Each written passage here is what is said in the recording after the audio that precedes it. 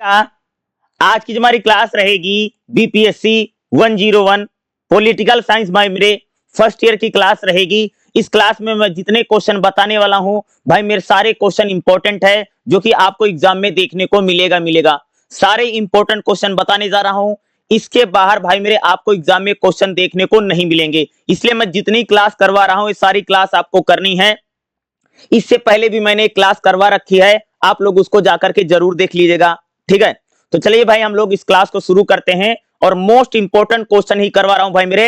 ये सारे क्वेश्चन आपको प्रीवियस ईयर में आए हुए हैं, पिछले भाई मेरे कह सकता हूं कि 7-8 साल में जितने क्वेश्चन पूछे गए हैं वो सारे प्रीवियस ईयर के करवा रहा हूं, क्योंकि भाई मेरे प्रीवियस ईयर से ही इग्नू में क्वेश्चन आता वही बार बार रिपीट होते रहते हैं, ठीक है। तो देखिएगा पहला क्वेश्चन हमारा कह रहा है भाई मेरे, राज्य क्या है? राज्य पर लेख लेना भाई, राज्य क्या होता है या राज्य कितने प्रकार का है। इस प्रकार का क्वेश्चन भाई आपको 10 नंबर में या 20 नंबर में देखने को मिलेगा। राज्य क्या होता है, राज्य के प्रकार बताइए, राज्य के आवश्यक तत्व बताइए, या भाई राज्य के प्रकार, इस टाइप का क्वेश्चन आपको यानी आ सकता है। यानी व्हाट इज द स्टेट, राज्य क्या है, समझिए। देखो भाई मेरे राज्य क्या, इसकी बात करेंगे। देखो राज्य भाई मेरे राजनीतिक विज्ञान में एक मूलभूत अवधारणा है, यानी राज्य को लेकर के। भाई सरकार अलग चीज होती है, राज्य अलग चीज होती है, याद रखिएगा। भाई सरकार क्या है? अरे सरकार भाई जो राज्य का प्रतिनिधित्व करती है उसको बोलते हैं सरकार। राज्य और कई बार हम लोग भाई मेरे पॉलिटिकल साइंस में कंफ्यूज हो जाते हैं कि राज्य क्या है और सरकार क्या है। कई बार आम आदमी भाई मेरे जो आम आदमी होता है ये समझ, राज्य और सरकार को हम एक से ही समझ लेते हैं। राज्य क्या है? राज्य भाई मेरे सर्वोच्च राजनीतिक संस्था है। भाई सरकार यानी सरकार जो थी राज्य से शक्तियां प्राप्त करती है। तो राज्य क्या है? भाई राज्य सर्वोच्च संस्था है जिसके अंतर्गत व्यक्ति संगठित होकर के जो कानून बना करके उन पर लागू करने की शक्ति रखता है, यही राज्य है। देखो भाई राज्य क्या है? भाई लोगों ने अपनी सारी शक्तियां राज्य को सौंप दी है, ठीक है भाई मेरे। जैसे अगर एक बात हो भाई, जैसे हमारा देश है भाई, पूरा भारत देश है, तो भारत क्या? भारत एक राज्य है, भारत एक स्टेट है। बल्कि सरकार क्या करती है भाई? राज्य का प्रतिनिधित्व कौन करती है? सरकार करती है जी। जैसे मोदी सरकार है तो सरकार स्टेट नहीं है, राज्य नहीं है, बल्कि राज्य क्या है? यानी भारत सरकार, यानी तो सरकार राज्य का प्रतिनिधित्व करती ना। अब देखो भाई मेरे पॉलिटिकल साइंस में दो चीज होती है भाई मेरे, एक तो होता जी राज्य, एक होता भाई मेरे राज्य जिसको हम अंग्रेजी में बोलते हैं भाई स्टेट, और एक होता है सरकार यानी जिसको भाई हम बोलते हैं गवर्नमेंट। भाई गवर्नमेंट यानी जो सरकार होती है राज्य की प्रतिनिधि है, सरकार राज्य नहीं है, राज्य अलग चीज है। देखिएगा हम परिभाषाओं की बात करें, अरस्तु भाई क्या कहता है? भाई पॉलिटिकल साइंस में बहुत बड़ा विद्वान अरस्तु कहता है कि राज्य परिवार और गांव का एक ऐसा समुदाय है जो अच्छे जीवन की प्राप्ति के लिए बना है। भाई राज्य क्या है? राज्य परिवार और गांव का एक समुदाय होता है जो अच्छे जीवन की प्राप्ति के लिए भाई राज्य का निर्माण किया गया है, समझ गए। राज्य अगर आप देखो भाई मेरे, भाई भारत एक राज्य है ना, एक स्टेट है ना, इसको बोलते हैं राज्य। राज्य क्या है? राज्य एक परिवार होता है, ये राज्य एक ऐसा परिवार, एक गांव है जहां पर भाई मेरे अच्छे जीवन के लिए भाई एक समुदाय होता है। होलैंड क्या कहता है? भाई होलैंड इसने इसने क्या परिभाषा दी भाई राज्य को लेकर के? राज्य एक निश्चित भूभाग है। देखो भाई भूभाग मतलब समझते हो जमीनी लैंड। भाई एक बात बताऊं भाई मेरे, अगर आप लोग देखोगे तो भाई कश्मीर से लेकर के कन्याकुमारी तक, भाई कश्मीर से लेकर के भैया मेरे कन्याकुमारी तक, और गुजरात से लेकर के देखोगे तो असम तक, इतने इलाके में भारत राज्य है ना। तो क्या है? किसी एक निश्चित इलाके में किसी एक लैंड पर रहने वाले लोगों का जो समूह होता है, जो राजनीतिक रूप से संगठित होता है, जिस पर किसी प्रकार का बाहरी दबाव नहीं होता है, यही तो राज्य है। भाई राज्य क्या है? राज्य स्वतंत्र है, संप्रभु स्टेट है भाई मेरे। राज्य पर कोई प्रकार का बाहरी दबाव नहीं होता। राज्य क्या होता भाई? अपनी शक्तियां स्वयं संचालित करता है, यही तो राज्य है भाई मेरे। एक निश्चित भूभाग पर यानी जमीन पर रहने वाला जो समुदाय या राजनीतिक रूप से जो संगठित समुदाय होता है, यही राज्य है। लास्टी क्या कहता है भाई राज्य को लेकर के?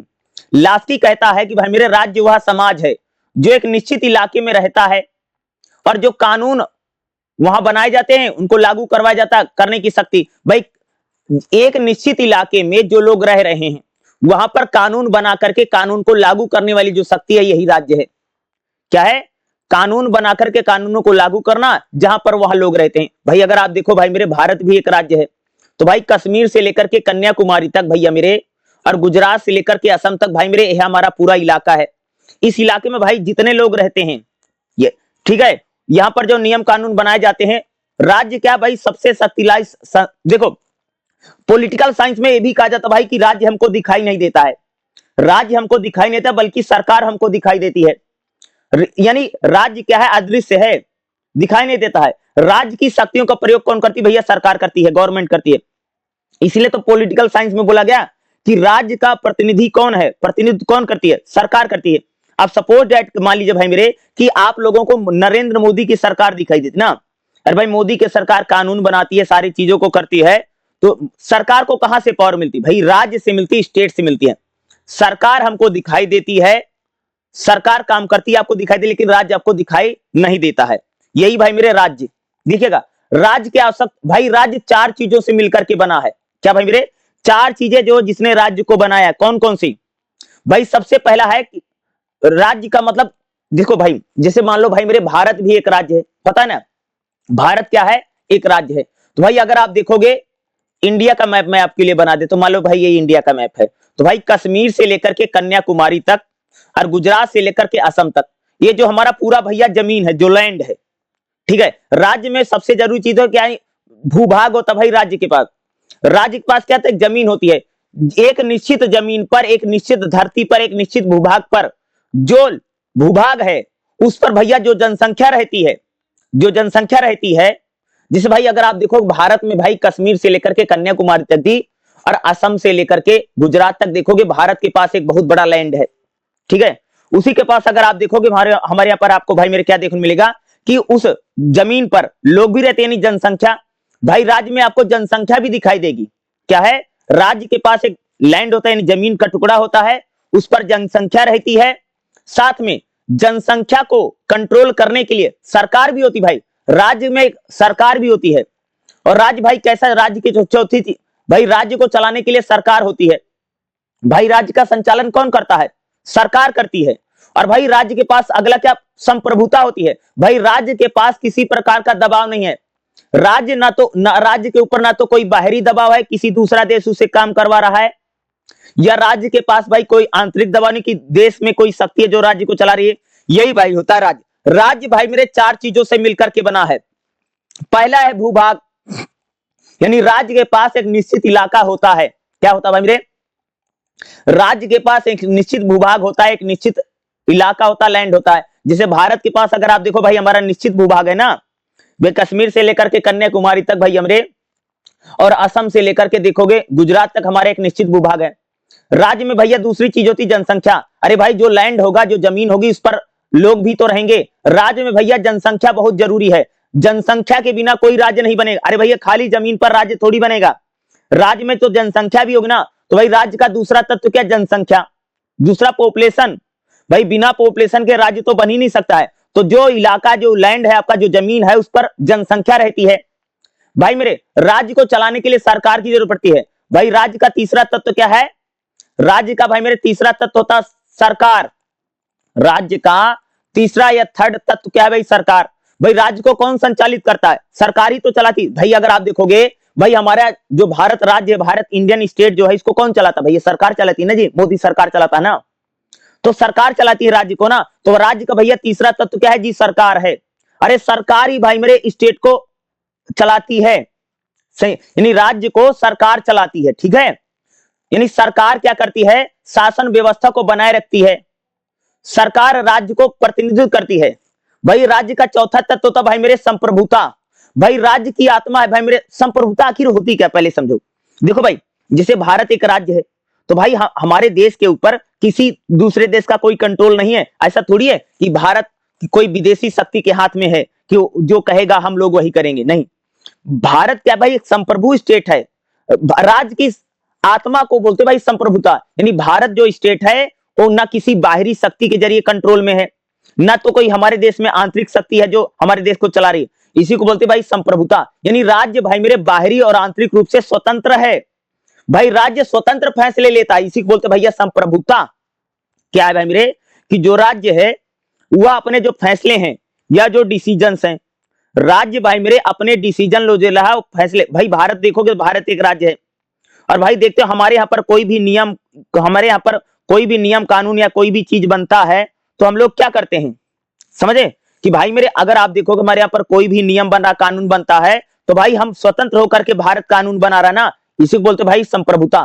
तो भाई मेरे राज्य में चार चीजें होती हैं। सबसे पहले भूभाग होता है, हर देश के पास अगर उसका लैंड है, जमीन है, भूभाग होता भाई राज्य में। दूसरा चीज होती भाई उस लैंड पर, जमीन पर जनसंख्या रहती है, लोग रहते हैं, दूसरा तत्व भाई जनसंख्या। तीसरा तत्व भाई राज्य में कहते हैं सरकार, राज्य को कौन चलाता है भाई, सरकार चलाती है। और राज्य का भैया चौथा तत्व क्या है, यानी संप्रभुता, यानी राज्य स्वतंत्र है आंतरिक रूप से और बाहरी रूप से, उस पर किसी दूसरे देश का कोई कंट्रोल, कब्जा नहीं, किसी के कहने से नियम कानून नहीं, राज्य संप्रभु है भाई। यही चारों चीजें मिलकर के क्या करती हैं, राज्य को बनाती हैं। यही है भाई मेरे राज्य के चार आवश्यक तत्व। अगर ये चारों में से कोई भी एक चीज नहीं है तो राज्य नहीं होगा, वो गुलाम देश हो जाएगा, वो देश नहीं माना है, वो राज्य नहीं है, वो स्टेट नहीं है। स्टेट वही होगा भाई जिसमें चार चीजें निहित होंगी। भाई राज्य कितने प्रकार का होता है, अरे भाई राज्य यानी स्टेट भैया कई प्रकार का होता है। जिसे राजतंत्र होता है, देखोगे ना, जहां पर भैया राजतंत्र क्या है, जहां पर राजा शासन करता है वो राजतंत्र होता है, देखते नहीं। अरे जहां पर भाई मेरे राजा है, राजतंत्र होता है, ये तो राजतंत्र होता है। राजा कई बार निरंकुश हो सकता है, जैसे भाई अगर आप लोग ब्रिटेन में देखोगे तो आज भी भाई मेरे महारानी वहां पर होती है। नेपाल उपाल भूटान में देखोगे वहां पर भैया राजा है। तो शासन कैसा, राज्य कितने प्रकार का, पहले राजतंत्र वाला भाई मेरे राज्य होता है जहां पर राजा होता है। दूसरा तो भाई मेरे लोकतंत्र, भाई भारत में देखो हमारे देश में कैसा लोकतंत्र है ना, तो भारत कैसा एक लोकतांत्रिक देश है। तो लोकतांत्रिक यानी जहां पर जनता सरकार को चुनती है, ऐसे राज्य को भैया हम लोग बोलते हैं लोकतांत्रिक राज्य। जहां पर जनता वोट डाल करके सरकार को चुनती है, इस प्रकार के राज्यों को क्या बोला था भाई, लोकतांत्रिक राज्य है। ये होता तानाशाही वाला राज्य भाई, तानाशाही, अरे जहां पर कोई आदमी तानाशाह बन जाता है, सरकार को हटा करके स्वयं शासन करने लग जाता है। जहां पर भाई मेरे एक व्यक्ति यानी एक आदमी पूरी सरकार को चला रहा है, इसको बोला जाता भाई तानाशाही राज्य, यानी डिक्टेटरशिप जिसको हम बोलते भाई कि तानाशाही आ गई, यह भी एक प्रकार का भाई मेरे राज्य होता है। ठीक है, एकात्मक राज्य होता है जहां पर सारी शक्तियां एक ही सरकार में, तो इसको बोलते भाई एकात्मक राज्य। एक होता है संघात्मक राज्य, जहां पर शक्तियां केंद्र और राज्य सरकार में बटी होती हैं, इसको बोलते भाई संघात्मक राज्य। तो भाई राज्य का उद्देश्य क्या है, भाई राज्य का उद्देश्य है पुलिस राज्य। देखो ना कि भाई जिस राज्य में पुलिस प्रशासन बहुत टाइट है, इसको बोलते हैं भाई पुलिसिया स्टेट है। एक होता भाई मेरे कल्याणकारी राज्य, भाई मेरे कल्याणकारी राज्य भाई मेरे उसको बोलते हैं कि जहां पर गरीब आदमी के लिए, गरीबों के लिए, असहायों के लिए सरकार की तरफ से भाई कई सारी योजनाएं चलाई जाती हैं, इसको बोलते भाई मेरे कल्याणकारी राज्य। जहां पर गरीबों के लिए, विकलांगों के लिए, इन सब के लिए भाई सरकार काम करती है, उनको सब्सिडी देती है, उनके लिए काम करती है, इसको बोलते भाई कल्याणकारी राज्य। यही भाई होता हमारा जिसको बोलते हैं वेलफेयर स्टेट, यानी क्या है, वेलफेयर स्टेट को भाई मेरे हम लोग कहते हैं कल्याणकारी राज्य। यह भी भाई मेरे एक प्रकार का राज्य होता है। तो भाई मेरे राज्य को लेकर के आपके एग्जाम में 100% क्वेश्चन आएगा। ठीक है, राज्य एक अस्थाई संगठित राजनीतिक संस्था है। राज्य क्या है, जो समाज की व्यवस्थाओं को बनाता है, समाज को सुरक्षा प्रदान करता है, यही भाई मेरे राज्य है। और भाई मेरा राज्य क्या है, इसको लेकर के आपके एग्जाम में क्वेश्चन आ सकता है। अगर भाई मेरे क्वेश्चन आएगा तो जो मैं आपको बता रहा हूं यही भैया मेरे पेपर में लिख करके आना है, याद रखिएगा। और राज्य क्या है, राज्य क्या किसे कहते हैं, राज्य के प्रकार बताइए। इस प्रकार का अगर कोई क्वेश्चन एग्जाम में आ रहा है तो जो मैं बता रहा हूं एग्जाम में भाई मेरे यही लिख करके आना है। और जितने मैं क्वेश्चन करा रहा हूं ये सारे इंपॉर्टेंट क्वेश्चन है, पहले भी एग्जाम में आ चुका है, इस बार भी आपको यही सारे क्वेश्चन देखने को मिलेंगे, इसलिए सारे इंपॉर्टेंट ही बता रहा हूं। ठीक है, चलिए अगला क्वेश्चन देखते हैं। ओके, अगला हमारा भाई मेरे क्वेश्चन क्या रहेगा, उत्तर आधुनिकता पर लियोटार्ड के विचार बताइए। और भाई मेरे उत्तर आधुनिकता को लेकर के आपको एग्जाम में 100% क्वेश्चन मिलेगा ही मिलेगा। ठीक है, उत्तर आधुनिकता क्या है, देखिएगा भाई मेरे, उत्तर आधुनिकता का अर्थ बताओ। पहले तो उत्तर आधुनिकता समझ लें आखिरी चीज क्या है भाई मेरे। उत्तर आधुनिकता आधुनिकता के बाद विकसित हुई एक बौद्धिक राजनीतिक दर्शन है। भाई आधुनिकता मतलब समझते हो, जब भाई मॉडर्न टाइम आ गया। एक बात आपको बता, पहले यूरोप में भाई मेरे ना धर्म का बहुत बोलबाला था, नहीं जो पादरी धर्म है, जो ईसाई धर्म है ना भाई, उसके खिलाफ कोई बोलता नहीं था पूरे यूरोप में। पहले धर्म का भाई मेरे बहुत ज्यादा जलवा था, कह सकते हो, चर्चों के खिलाफ और पादरी के खिलाफ भाई मेरे कोई बोल नहीं पाता था। ठीक है, आधुनिकता क्या है, जब भाई समाज में विज्ञान आया। आप देखो भाई मेरे, जब कह सकते हो कि जब पूरे यूरोप में कह लीजिए जब विज्ञान आता है तो भाई लोगों को लगता है भाई विज्ञान जो है वही हमारे समाज को बदल सकता है। भाई विज्ञान बहुत आगे है, विज्ञान ही समाज में परिवर्तन ला सकता है, और जो धर्म है वो धर्म हमको पीछे ले जा रहा है। इस प्रकार की विचारधारा जब समाज में आई, इसी को भाई हम लोग बोलते हैं आधुनिकता। कह सकते भाई मेरे 16वीं और 17वीं 18वीं शताब्दी में हम कह सकते हैं कि आधुनिकता का विचार पूरी दुनिया में आया। भाई उससे पहले अगर आप देखोगे तो भाई पूरे यूरोप में कह सकते हैं धर्म का बड़ा बोलबाला था।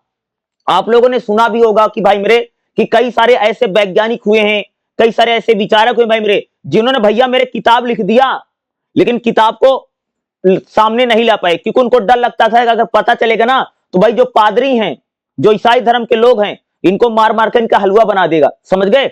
बहुत सारे ऐसे वैज्ञानिक हुए हैं, जैसे अगर बात करूं जैसे भाई अगर बात करूं जैसे जेम्स वाट हैं, ग्राम बेल हैं, या कह सकते हैं भाई न्यूटन हैं। इन लोगों ने भाई मेरे जो आविष्कार किया, इससे भाई मेरे लोगों को लगा हाँ भाई विज्ञान सच में बहुत आगे है।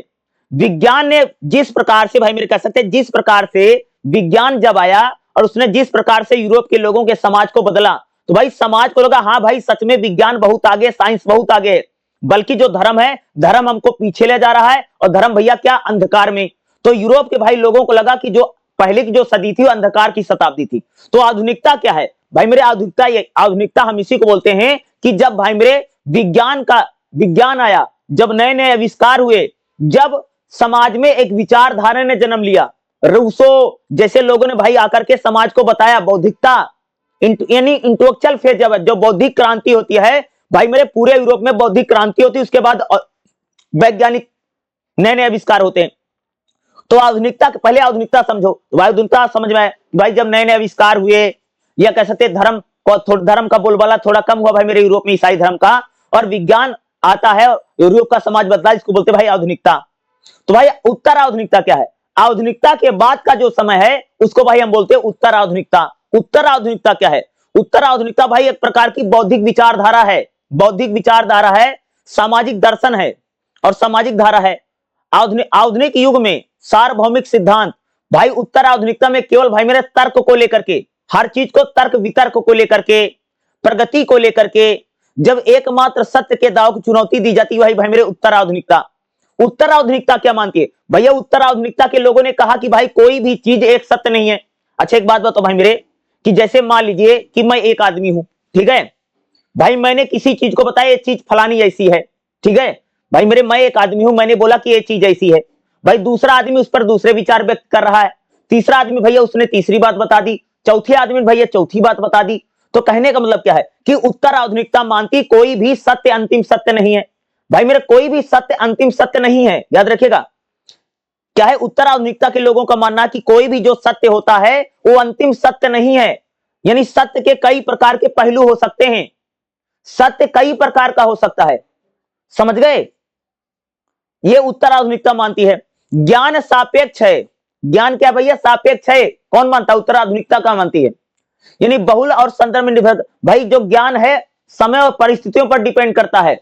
भाई कोई भी जो है ज्ञान है, ज्ञान के कई प्रकार हो सकते हैं, ज्ञान कई प्रकार का हो सकता है, और सत्य जो है, रियलिटी जो है, रियलिटी कई प्रकार से अलग अलग हो सकती है, सत्य एक नहीं होता है। ये उत्तर आधुनिकता मानती है। समाज को एक ही सिद्धांत से समझाया जा सकता है। भाई समाज में कोई एक सिद्धांत नहीं चलेगा, समाज में कई सारे सिद्धांत लागू किए जाते हैं भाई मेरे, यही उत्तर आधुनिकता है। ध्यान रखना, उत्तर आधुनिकता को समझ नहीं पाओगे, पहली मेरी बात समझो भाई मेरे। उत्तर आधुनिकता ये कहती है भाई मेरे जो सत्य है, जो रियल है, सच्चाई एक नहीं होती, सच्चाई अनेक प्रकार से हो सकती है। समझ गए? जैसे भाई मैं हूं, मैं उदारवाद के बारे में बात करता हूं, कोई मार्क्सवाद की बात करता है, कोई नारीवाद की बात करता है, तो भाई कोई सच्चाई जो है एक नहीं होती है, सच्चाई कई प्रकार से हो सकती है, सत्य एक नहीं है, सत्य अलग अलग प्रकार का होता है। दूसरी बात, ज्ञान भैया सापेक्ष है। ज्ञान अलग अलग प्रकार से हो सकता है, एक ज्ञान नहीं है। किसी चीज को अगर एक नजर से देखे जा रहे हो भाई, कोई दूसरा आदमी भैया उसको दूसरी नजर से देखेगा, ठीक है। समाज में भैया कोई एक सिद्धांत लागू नहीं होगा, पूरी दुनिया सिर्फ एक प्रिंसिपल पर नहीं चलेगी, उत्तर आधुनिकता कहती है। देखिएगा, उत्तर आधुनिकता भाई लियोटार्ड के विचार की बात करें, उत्तर आधुनिकता की परिभाषा के देखिएगा, लियोटार्ड क्या कहता है भाई मेरे? लियोटार्ड ने बोला कि जो उत्तर आधुनिकता है मोटा कथाओं की प्रति अविश्वास है। भाई मेरे उत्तर आधुनिकता के लोग कहते हैं कि कोई भी सत्य जो है अंतिम सत्य नहीं है, सत्य कई प्रकार के हो सकता है, ये भाई उत्तराधुनिकता है। कोई भी जो विचारधारा है या कोई भी जो वाद है, जिसको हम फांसीवाद बोलो भैया, मार्क्सवाद बोलो, गांधीवाद बोलो, व्यक्तिवाद बोलो यार, उदारवाद, नारीवाद, कोई भी भैया जो वाद है अंतिमवाद नहीं है। कोई भी जो सत्य है अंतिम सत्य नहीं होता, सत्य कई प्रकार से हो सकता है। उत्तराधुनिकता में भैया लियोटार्ड ने कहा। इब्राहिम हसन क्या कहते हैं? उत्तराधुनिकता अनिश्चितता, विखंडन और बहुलता की स्थिति है। भाई उत्तराधुनिकता जो लोग कहते थे एक ही चीज सही है, उसको मना करती है। उत्तराधुनिकता कहती भाई मेरे कोई भी चीज कई प्रकार से हो सकती है। उत्तराधुनिकता भाई हर चीज का खंडन करती है। ठीक है, अगला क्या? उत्तराधुनिकता क्या है? उत्तराधुनिकता समाज के प्रतीकों और प्रतिरूपों को समाज का मानती है। भाई समाज, चीजों को देखने का नजरिया भाई मेरे अलग अलग हो सकता है। हमारा जो समाज है केवल एक सिद्धांत, एक विचारधारा पर नहीं चल सकता है। यही उत्तराधुनिकता के लोगों का मानना है। समझ गए? जैसे भाई मेरे, जैसे एग्जांपल बताऊं, जैसे भाई मान लो पॉलिटिकल साइंस में अगर आप देखोगे, जैसे भारत पाकिस्तान के भैया रिश्ते बड़े खराब हैं, आप सबको पता होगा। तो भाई भारत पाकिस्तान के रिश्ते हम कैसे सुधार सकते हैं अगर हम इसकी बात करें? ठीक है, तो भाई किसी ने कुछ बताया, किसी ने कुछ बताया, किसी ने कुछ बताया, लेकिन भाई कोई भी सत्य अंतिम सत्य नहीं है। तो कहने का मतलब उत्तराधुनिकता के लोगों का मानना यही है, कोई भी जो रियल सच्चाई है, सत्य अलग अलग प्रकार से हो सकता है। ठीक है, और कोई भी जो सिद्धांत है, कोई भी सार्वभौमिक सिद्धांत नहीं कि भाई वही लागू होगा, दूसरा सिद्धांत अलग अलग प्रकार का हो सकता है। ये भाई मेरे उत्तराधुनिकता है। मोटो कथा क्या है? मोटो कथा देखिएगा, मोटो कथा का मतलब होता है कि बड़े सिद्धांत या कथाओं जो पूरे समाज और इतिहास को एक नजर से देखता है। भाई मेरे ऐसी कहानियां, ऐसी कथाएं जो पूरे समाज को एक नजर से देखती हैं, इसी को बोलते हैं भाई मेरे मोटो कथा। प्रबोधन समझते हो भाई मेरे? जब भाई मेरे पूरे समाज में सामाजिक एक प्रकार से बौद्धिक क्रांति है, उसको बोलते हैं प्रबोधन काल। प्रबोधन काल बोलते भैया क्योंकि पहले जो भैया समाज था भाई मेरे ना, पहले सब लोग बड़े धार्मिक थे। खासतौर से हम यहाँ यूरोप की बात करें भैया, यूरोप में भाई मेरे कोई भी आदमी भैया मेरे चर्चों के खिलाफ बोल नहीं सकता था। चर्चों का इतना बोलबाला था, पादरियों का इतना बोलबाला था कि भैया धर्म के खिलाफ कोई आदमी बोल नहीं सकता था। बल्कि तो भाई मेरे ईसाई धर्म के लोगों ने या पादरियों ने यहां तक कह दिया भाई मेरे कि किताबों में जो लिखा है वही अंतिम सत्य है। अगर आप देखोगे ईसाई धर्म की अगर बात करूं तो ईसाई धर्म में कहा गया भाई जो किताब में लिखा गया वही अंतिम सत्य है। ये जब प्रबोधन काल आया, जब बड़े बड़े इंटेलेक्चुअल आते हैं, बड़े बड़े बौद्धिक लोग आते हैं, रूसो आते हैं, तो भाई इन लोगों ने कहा कि भैया धर्म हमको पीछे ले जा रहा है, बल्कि जो विज्ञान है वही समाज को आगे बढ़ाएगा। ये बौद्धिक क्रांति हुई। बौद्धिक क्रांति के बाद समाज में मार्क्सवाद आया। मार्क्सवाद क्या है भाई? मार्क्सवाद यही जिन लोगों ने कहा कि भैया समाज में एक तो पूंजीपति है और दूसरा मजदूर है। पूंजीपति भाई मजदूरों का शोषण करते, भाई पूंजीपति ने बड़ी बड़ी कंपनी लगा ली है, बड़ी बड़ी इंडस्ट्री लगा ली है, और पूंजीपति भैया मजदूरों का शोषण कर रहा है। मार्क्सवाद भाई आर्थिक विचारधारा की बात करता है। भाई मार्क्सवाद कहता है कि जो हमारा समाज है आर्थिक आधार पर बटा हुआ है। भाई राज्य भाई मेरे पैसे वालों के समर्थन में खड़ा हुआ, गरीब आदमी के समर्थन में नहीं खड़ा है। ये मार्क्सवाद की विचारधारा है। उदारवाद क्या है भाई? उदारवाद तो यही कहता ना भाई, उदारवादी विचारधारा के लोगों का मानना है कि भैया सारी शक्तियां व्यक्ति को दे दो। उदारवाद कहता भाई सरकार के पास कोई पावर ना हो, राज्य के पास शक्तियां कम से कम हो, भैया व्यक्ति को खुला छूट दे दो। उदारवाद भाई कहता है कि व्यक्ति की स्वतंत्रता और उसको आजाद कर दो, अपना विकास स्वयं कर लेगा। भाई उदारवाद है। राष्ट्रवाद क्या है भाई? मेरे राष्ट्रवाद की जो विचारधारा है वो कहती है भाई एक देश, एक विधान, एक संविधान, एक भाषा, एक बोली है। तो यही राष्ट्रवाद है, नेशनलिज्म जिसको बोलते हैं।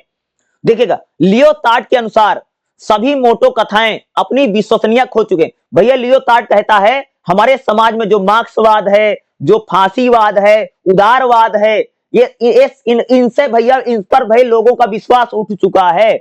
ना तो मार्क्सवाद बढ़िया है, ना तो उदारवाद बढ़िया है, ना तो राष्ट्रवाद बढ़िया है, ना तो कोई वाद बढ़िया है।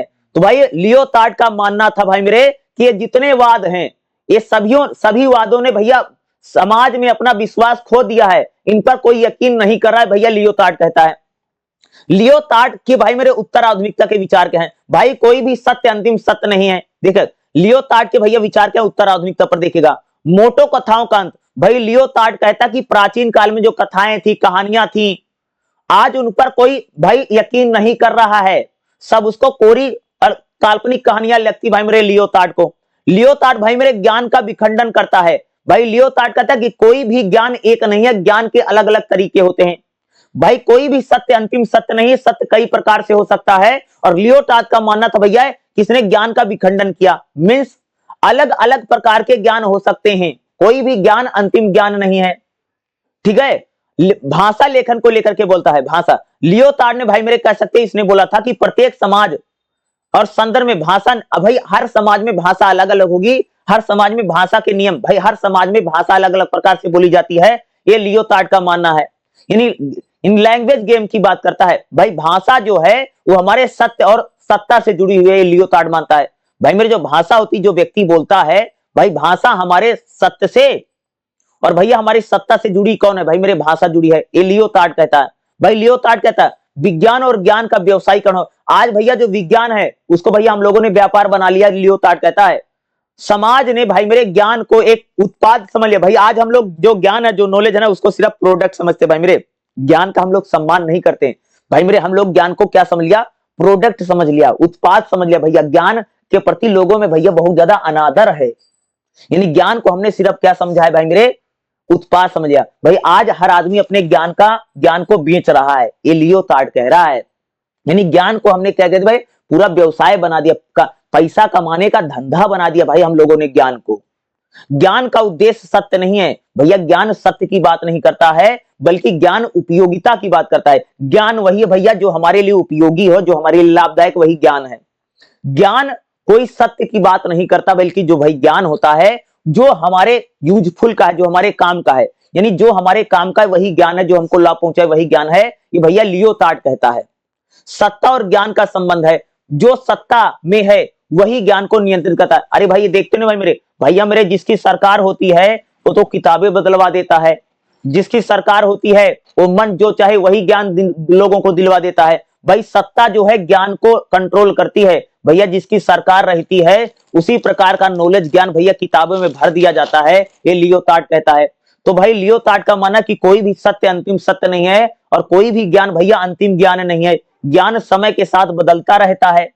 और भाई मेरे आज लोगों ने भाई ज्ञान को क्या कर दिया, ज्ञान यानी नॉलेज को, भाई आज हम लोग ज्ञान का व्यापार करते हैं, ज्ञान को प्रोडक्ट समझ लिया है। आज हम लोगों ने भाई ज्ञान का व्यवसाय करना शुरू कर दिया है। भाई उत्तर आधुनिकता में लियोटार्ड भैया कह रहा है कि ज्ञान जो है भैया जिसकी सरकार रहती है वो ज्ञान को कंट्रोल कर रहा है, ये लियोटार्ड का मानना है। तो कोई भी सत्य अंतिम सत्य नहीं, लियोटार्ड कहता है।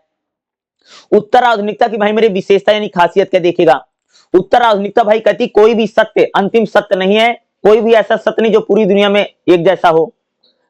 भाई क्या उत्तर आधुनिकता का मानना बहुलता और विविधता। भाई उत्तर आधुनिकता के लोग कहते हैं कि पूरे समाज में अलग अलग प्रकार के लोग हैं और अलग अलग प्रकार का सत्यता उत्तर आधुनिकता मानती है। स्थानीय अनुभव को महत्व, भाई उत्तर आधुनिकता कहती जो स्थानीय अनुभव, जो लोकल लेवल पर जो अनुभव होते हैं वही सत्य है, इस पर महत्व कौन देता, भाई उत्तर आधुनिकता। उत्तर आधुनिकता भाई तर्क की आलोचना करती है और प्रगति की आलोचना करती है। भाई उत्तर आधुनिकता वाले लोग कहते भाई जो तर्कवाद है और जो प्रगति है, प्रोग्रेस है, इसको अच्छा नहीं मानता उत्तर आधुनिकता। उत्तर आधुनिकता भैया कहती ज्ञान सत्ता। उत्तर आधुनिकता में लोगों ने कहा भाई जो सत्ता में, जो सरकार में, वो ज्ञान को कंट्रोल कर लेगा। भैया जिसकी सरकार रहती है वह उसी प्रकार की नॉलेज और ज्ञान किताबों में छपवा देता है, ये उत्तर आधुनिकता कहती है। भाई मेरे उत्तर आधुनिकता का मानना यही है कि भाई मेरे जो सत्य है वो क्या है हमको पता नहीं चल पाता है, क्योंकि अंतिम सत्य कोई सत्य नहीं होता, सत्य कई प्रकार से हो सकता है, ये उत्तर आधुनिकता का मानना है। उत्तर आधुनिकता भैया कहती कि जो ज्ञान है उसको सरकार कंट्रोल करती है, जिसकी सरकार होगी वो अपने अनुसार ज्ञान को लिखवा देगी। उत्तर आधुनिकता हमको बताती है कि समाज को समझने के लिए हमें बहुत आसानी तरीके से समझना पड़ेगा। कोई भी सिद्धांत अंतिम सिद्धांत नहीं है, कोई भी सत्य अंतिम सत्य नहीं है, यह भाई मेरे उत्तर आधुनिकता का मानना है। समझ गए? तो भाई मेरे उत्तर आधुनिकता वाला जो क्वेश्चन है आपको एग्जाम में देखने को मिलेगा ही मिलेगा, याद रखिएगा।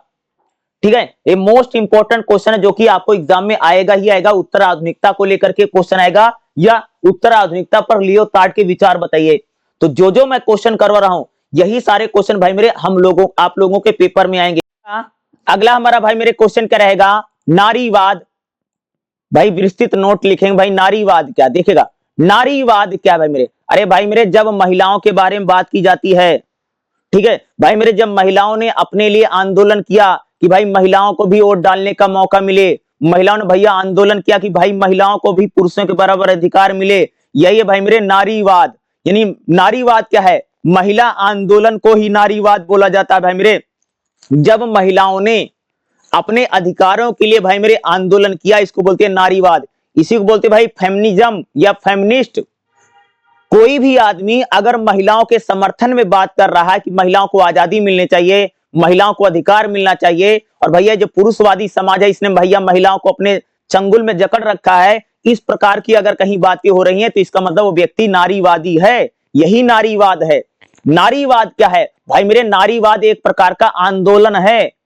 ठीक है, नारीवाद क्या है? नारीवाद एक प्रकार की विचारधारा है, सामाजिक और राजनीतिक आंदोलन है भैया नारीवाद। अरे नारीवाद क्या है? जब महिलाओं ने अपने साथ होने वाले भेदभाव के खिलाफ भैया आंदोलन कर दिया, विद्रोह कर दिया।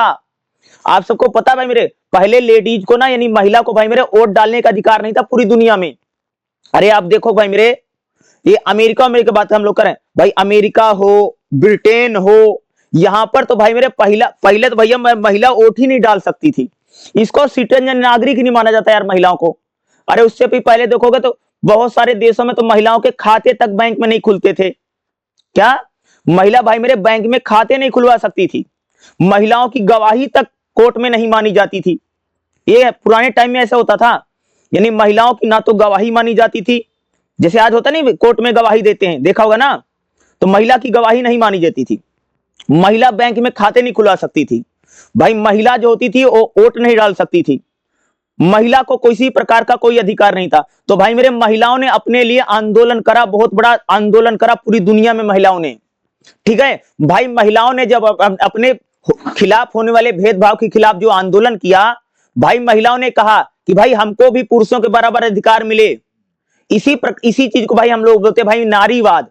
नारीवाद क्या है भाई? नारीवाद कहता है कि महिलाओं को भी अधिकार मिलना चाहिए। महिलाओं को अधिकार दिलाने में जो विचारधारा भाई नारीवाद है। नारी मतलब महिला, भाई महिला को भी सम्मान मिले समाज में, उसको भी भाई मेरे मान सम्मान से जीने का मौका मिले। पितृसत्तात्मक सत्ता व्यवस्था, भाई जो पितृसत्तात्मक सत्ता यानी जो पुरुषवादी विचारधारा है उसके विरोध में खड़ी हुई नारीवाद विचारधारा है। भाई नारीवाद पुरुषों का विरोध करती है, और किस प्रकार के पुरुष का नहीं बल्कि जो पुरुषवादी मानसिकता है, जो पितृसत्तात्मक सत्ता है। अरे भैया राजा जो है उसका लड़का ही राजा बनेगा, लड़की राजा नहीं बन सकती है। भाई घर का मुखिया तो भैया पुरुष होगा, महिला हो ही नहीं सकती है। इस प्रकार की जो पितृसत्तात्मक व्यवस्था है उसका विरोध भाई मेरे नारीवाद करता है। भाई नारीवाद कहता है कि महिलाओं को भी सामाजिक अधिकार मिलना चाहिए, महिलाओं को भी आर्थिक अधिकार मिलना चाहिए, और भाई मेरे महिलाओं को भी राजनीतिक न्याय भी मिलना चाहिए। भाई नारीवाद क्या है? भाई नारीवाद कहता है भैया महिलाओं को भी इलेक्शन लड़ने का मौका मिले, महिलाओं को भैया घर में यानी समाज में आगे बढ़ने का मौका मिले। ये नहीं कि भाई महिला भाई मेरे चूल्हा चौका बर्तन झाड़ू पोछा इसी में लगी हुई है। ठीक है भाई, महिलाओं ने समान वेतन के लिए आंदोलन किया। भाई एक पुरुष को जितनी सैलरी मिलती है महिला को भी उतना वेतन मिले, क्योंकि भाई महिला और पुरुष समान काम करे ना, समान काम का समान वेतन मिले। भाई मेरे आपको बता रहा हूं भाई मेरे कि भाई यूरोप में, अमेरिका में, ब्रिटेन में, यहां पर भाई मेरे महिला को वोट डालने का मौका नहीं था। तो कह सकते भाई मेरे 18वीं और 19वीं शताब्दी में अगर आप देखोगे तो भैया महिलाओं ने आंदोलन किया, भाई उनको भी वोट डालने का मौका मिले, क्योंकि इनकी पॉलिटिकल पावर कोई नहीं थी महिलाओं की। नारीवाद की परिभाषा क्या देखेगा भाई? एम टांगा ने नारीवाद को क्या बताया? नारीवाद वह सिद्धांत है जो स्त्रियों के अधीनता को समझता है। भाई नारीवाद कहता है कि महिलाएं जो एक प्रकार से गुलाम बनी हुई हैं इनको समाप्त करने का प्रयास भैया नारीवाद कहता है। नारीवाद क्या है भाई? नारीवाद कहता कि स्त्री पैदा नहीं होती है बल्कि स्त्री बनाई जाती है। भाई वही बात है ना कि महिला बनती, महिला स्त्रियां पैदा नहीं बल्कि स्त्रियों को हम लोग बनाते हैं। ठीक है, अगले नारीवाद क्या है? नारीवाद भैया कहता है कि महिलाओं को सामाजिक, राजनीतिक और आर्थिक समानता की मांग करता भाई मेरे नारीवाद। भाई नारीवाद कहता भाई जितना अधिकार पुरुषों को है वही भैया अधिकार महिला को भी दे दो। भैया पुरुषों के पास आर्थिक अधिकार है, रुपया पैसा धन दौलत पुरुषों के पास है, तो भाई वही अधिकार महिला को भी मिलना चाहिए। यही नारीवाद है। भाई पुरुष भैया राजनीति में आता है, पुरुष चुनाव लड़ता है, पुरुष वोट डालता है, अरे भैया मेरे यही सारे अधिकार महिला को भी दे दो। यही नारीवाद की विचारधारा है। नारीवाद भैया कहता है जिस प्रकार से पुरुष का मान सम्मान समाज में है वैसा भाई मेरे मान सम्मान महिला को भी मिले। यही तो नारीवाद की विचारधारा है। नारीवाद तो यही है कि जो पुरुषों का जो अधिकार समाज में मिला है वही अधिकार भाई मेरे महिलाओं को भी मिले। यही नारीवाद है। नारीवाद का अर्थ क्या देखेगा भाई? नारीवाद पुरुष प्रधान समाज का विरोध करता है। भाई समाज ऐसा ना हो कि जहां पर खाली पुरुषों की चले, ऐसा समाज अच्छा समाज नहीं मानता भाई। समाज तो वो है ना कि जहां पर महिला और पुरुष बराबर है ना, ऐसा थोड़ी भाई पुरुष पुरुष ही दादा बने रहें और महिलाओं को अपने कब्जे में रखें।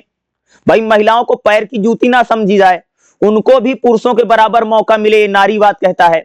नारीवाद भाई कहता है कि महिलाओं को दोयम दर्जा ना दिया जाए, भाई महिलाओं को पुरुषों के बराबर समझा जाए, पुरुषों की गुलाम महिलाएं ना बन जाए, ऐसा नहीं चाहिए समाज में।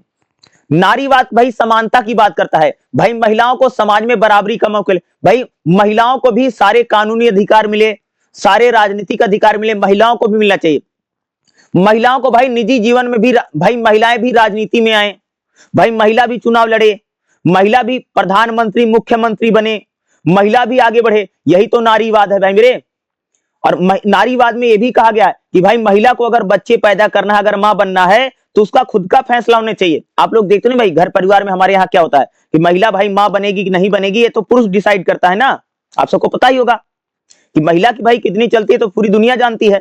तो भाई महिलाओं को भी आर्थिक आजादी मिले, भाई महिलाओं के नाम पर भी घर हो, संपत्ति हो, जायदाद हो, जमीन हो, ये नारीवाद कह रहा है। नारीवाद भैया कह रहा है कि महिला को भी वोट, भाई पहले मेरे बयार महिला को वोट डालने का मौका नहीं मिलता था, इन्होंने बड़े आंदोलन किया, तब आज महिला को वोट डालने का मौका मिल रहा है, समझ गए। और दूसरी बात तो भाई जैसे मैंने बोला कि महिलाएं पहले भाई बैंक में खाता भी नहीं खोल सकती थी, पता है तुमको, इसके अकाउंट नहीं खुलते थे, क्योंकि भाई मेरे जो पुराना टाइम था, अरे जब एक अरस्तु प्लेटो है, जब अरस्तु प्लेटो ऐसे लोग थे भाई मेरे, ये तो कहते थे महिला नागरिक ही नहीं है। क्या बोला जाता था कि महिलाओं को राज्य से बाहर रखा गया था, क्या थी महिला तो राज्य की यानी सिटीजन यानी नागरिक ही नहीं है, तो भाई उसका कौन सा अधिकार। तो भाई महिलाओं ने बड़े आंदोलन किए, भाई हमको भी वोट डालने का मौका दीजिए। जैसे मैंने एक बात आपको बताई कि भाई महिलाओं की गवाही तक कोर्ट में नहीं मानी जाती थी एक समय, कह लीजिए, समझ गए, यानी इनकी गवाही जो है उसको कोर्ट नहीं मानता था, अदालत नहीं मानती थी। देखते ना भाई, आपने देखा होगा भाई यूरोप में कैसा कल्चर है कि भाई आज किसी से शादी किया, कल दूसरे से शादी किया, किसी भाई यूरोप में अगर आप देखोगे, जैसे एक पुरुष है भैया किसी महिला के साथ रह रहा है तो उसके साथ बाल बच्चे पैदा करता है, जो बच्चे हो गए ना उसको क्या करता है, चर्च में दे देता है। वहां भाई मेरे कि यानी वहां जो शादी विवाह है, यानी एक आदमी कह सकते कि एक पूरे जीवन में 25 महिलाओं के साथ बच्चे पैदा कर दे। तो इस प्रकार का वहां का कल्चर रहा है, क्योंकि वहां पर भैया महिलाओं को पैर की जूती समझा गया। तो नारीवाद यही है कि जब महिलाओं ने अपने लिए आंदोलन किया कि भाई उनको भी पुरुषों के बराबर मौका मिले, यही नारीवाद है। अब नारीवाद भैया जो आंदोलन था ये 2-3 प्रकार का समय समय पर फेज में आया है। भाई नारीवाद का पहला आंदोलन क्या है, तो भाई देखिएगा लगभग 19वीं और 20वीं शताब्दी में महिलाओं ने भाई पहला आंदोलन किया नारीवाद का, जिसमें भाई महिलाओं ने क्या कहा, भाई महिलाओं को भी वोट डालने का मौका मिले, राइट टू वोट को लेकर के भाई मेरे कह सकते महिलाओं ने 19वीं और 20वीं शताब्दी में आंदोलन किया, भाई महिलाओं को भी वोट डालने का मौका मिले, महिलाओं को भैया शिक्षा में और संपत्ति में अधिकार मिले। क्या भाई महिलाओं को भी शिक्षा में, भाई महिला को भैया मेरे पढ़ाई लिखाई करने का मौका मिले ना, और महिला को भैया संपत्ति में अधिकार मिले, क्योंकि आप सबको पता ना महिला का तो भाई संपत्ति में अधिकार कोई होता नहीं था, अब होने लग गया भाई मेरे, पहले कुछ नहीं था। इसलिए तो महिला जाकर के आग में बैठ जाए, सती किस लिए हो जाती थी महिलाएं, भाई मेरी महिला इसलिए सती हो जाती थी क्योंकि जो पति है, जो पति अगर उसका नहीं है भाई मेरे, तो उसको ससुराल में कुछ नहीं मिलना है, एक ढेला भी नहीं मिलेगा। और भैया अगर शादी कर दिया घर वालों ने तो मायके में भी कुछ नहीं मिलना है, ठीक है। तो महिला की संपत्ति तो होती नहीं थी, तो महिलाओं को भैया संपत्ति में अधिकार मिले, महिलाओं को भाई मेरे पढ़ने लिखने का मौका मिले, महिलाओं को वोटिंग राइट को लेकर के भाई मेरे जो पहला आंदोलन हुआ नारीवाद का, भाई पहला प्रथम लहर है जहां पर महिलाओं ने वोटिंग राइट को लेकर के आंदोलन किया। भाई महिलाओं को भाई कानूनी समानता मिले, भाई कानून में महिलाओं को भी बराबर समझा जाए, भाई तभी तो महिलाओं की गवाही महीने में मानते थे लोग, यानी भाई मेरे महिला की गवाही नहीं मानी जाती थी, यानी दोयम दर्जे का इनका पूरा जीवन होता था, समझ गए। यानी नारीवाद का पहला आंदोलन कब है, ये 19वीं और 20वीं शताब्दी में होता है, ठीक है। नारी उदारवादी नारीवाद इसको बोलते हैं, जब महिलाओं ने कह सकते कानूनी और राजनीतिक आजादी के लिए भाई आंदोलन किया। भाई नारीवाद का भाई मेरे दूसरा आंदोलन क्या है, नारीवाद की दूसरी लहर देखिएगा 1960 और 1980 के दशक में कह सकते हो भाई मेरे नारीवाद का दूसरा आंदोलन हुआ, जहां पर महिलाओं का भाई महिला पुरुष में जो भेदभाव इसको खत्म करो। भाई जिस प्रकार से आप लोगों ने देखा भाई हमारे समाज में महिला पुरुष में बहुत ज्यादा भेदभाव होता है, देखा होगा ना कि भाई अगर आप देखो हमारे घरों में भी अगर भाई मेरे लड़का है तो भाई उसका उसकी पढ़ाई लिखाई उसका खान पान घर वाले बहुत ध्यान देते हैं, लेकिन वहां पर लड़की उसका ध्यान नहीं देते हैं। भाई महिलाओं को भाई कार्यस्थल पर समानता मिले। भाई अगर कोई महिला नौकरी कर रही है और लड़का भी नौकरी पुरुष भी नौकरी कर रहा है तो भाई दोनों को बराबर माना जाए, यानी कार्यस्थल पर समानता। भाई महिलाओं को भी नौकरियों में अधिकार मिले। प्रजनन अधिकार, ये मतलब समझते हो भाई, महिला डिसाइड करेगी वो बच्चे पैदा करेगी कि नहीं पैदा करेगी, ये पुरुष नहीं डिसाइड करेगा। भाई महिलाओं ने इसको लेकर के भी आंदोलन किया कि महिलाओं को कम से कम इतना तो अधिकार मिले कि उनकी बॉडी पर कि भाई उसको बच्चे पैदा करना है कि उसको बच्चे पैदा नहीं करना है। क्योंकि ये सारी चीजें तो पुरुष डिसाइड करता है ना, जो उसका पति है ये डिसाइड करता है ना कि भाई उसको बच्चे पैदा करना है कि नहीं करना, 1 साल बाद करना, 2 साल बाद करना, 3 साल बाद करना है। तो भाई ये यह भी अधिकार, इसको लेकर के महिलाओं ने कहा कि भाई हमें कम से कम प्रजनन का अधिकार तो मिले कि भाई हमें बच्चा कब पैदा करना है, इतना राइट तो उनका होना चाहिए। कार्यस्थल पर समानता, भाई अगर कहीं पर महिला भी नौकरी कर रही है और पुरुष भी नौकरी कर रहा है तो भाई महिलाओं को उनके साथ छेड़खानी ना हो, उनके साथ भेदभाव ना हो, जितना भैया पुरुष को सैलरी मिल रहा उतना उनको भी सैलरी मिले, इसकी बात की। लैंगिक भेदभाव, भाई महिलाओं ने कहा कि महिलाओं और पुरुषों में जो भेदभाव इसको खत्म करिए। घरेलू हिंसा, भाई महिलाओं ने कह सकते नारीवाद का जब दूसरा आंदोलन हुआ तो भाई महिलाओं ने कहा कि जो महिलाओं के साथ घरेलू हिंसा और मारपीट जो हो रही है इसका खत्म करिए। महिलाओं के खिलाफ भैया जो यौन उत्पीड़न होता है, जैसे छेड़खानी है, बलात्कार है, रेप है, या आंख मारना है, या किसी का पीछा करना है, इस प्रकार से भाई मेरी जो महिलाओं के यौन उत्पीड़न हो रहे हैं इनको खत्म करिए। इनके लिए तभी तो भाई बड़े बड़े कानून बनाए गए पूरी दुनिया में। तो भाई नारीवादी आंदोलन, जो दूसरा नारीवादी आंदोलन था भाई मेरे, ये 1960 से लेकर के 1900 दशक में रहा, जिसको भाई हम लोग कहते हैं नारीवाद की दूसरी लहर। क्या है? नारीवाद की दूसरी लहर। देखेगा, और नारीवाद का भैया नारा क्या है? निजी राजनीति है।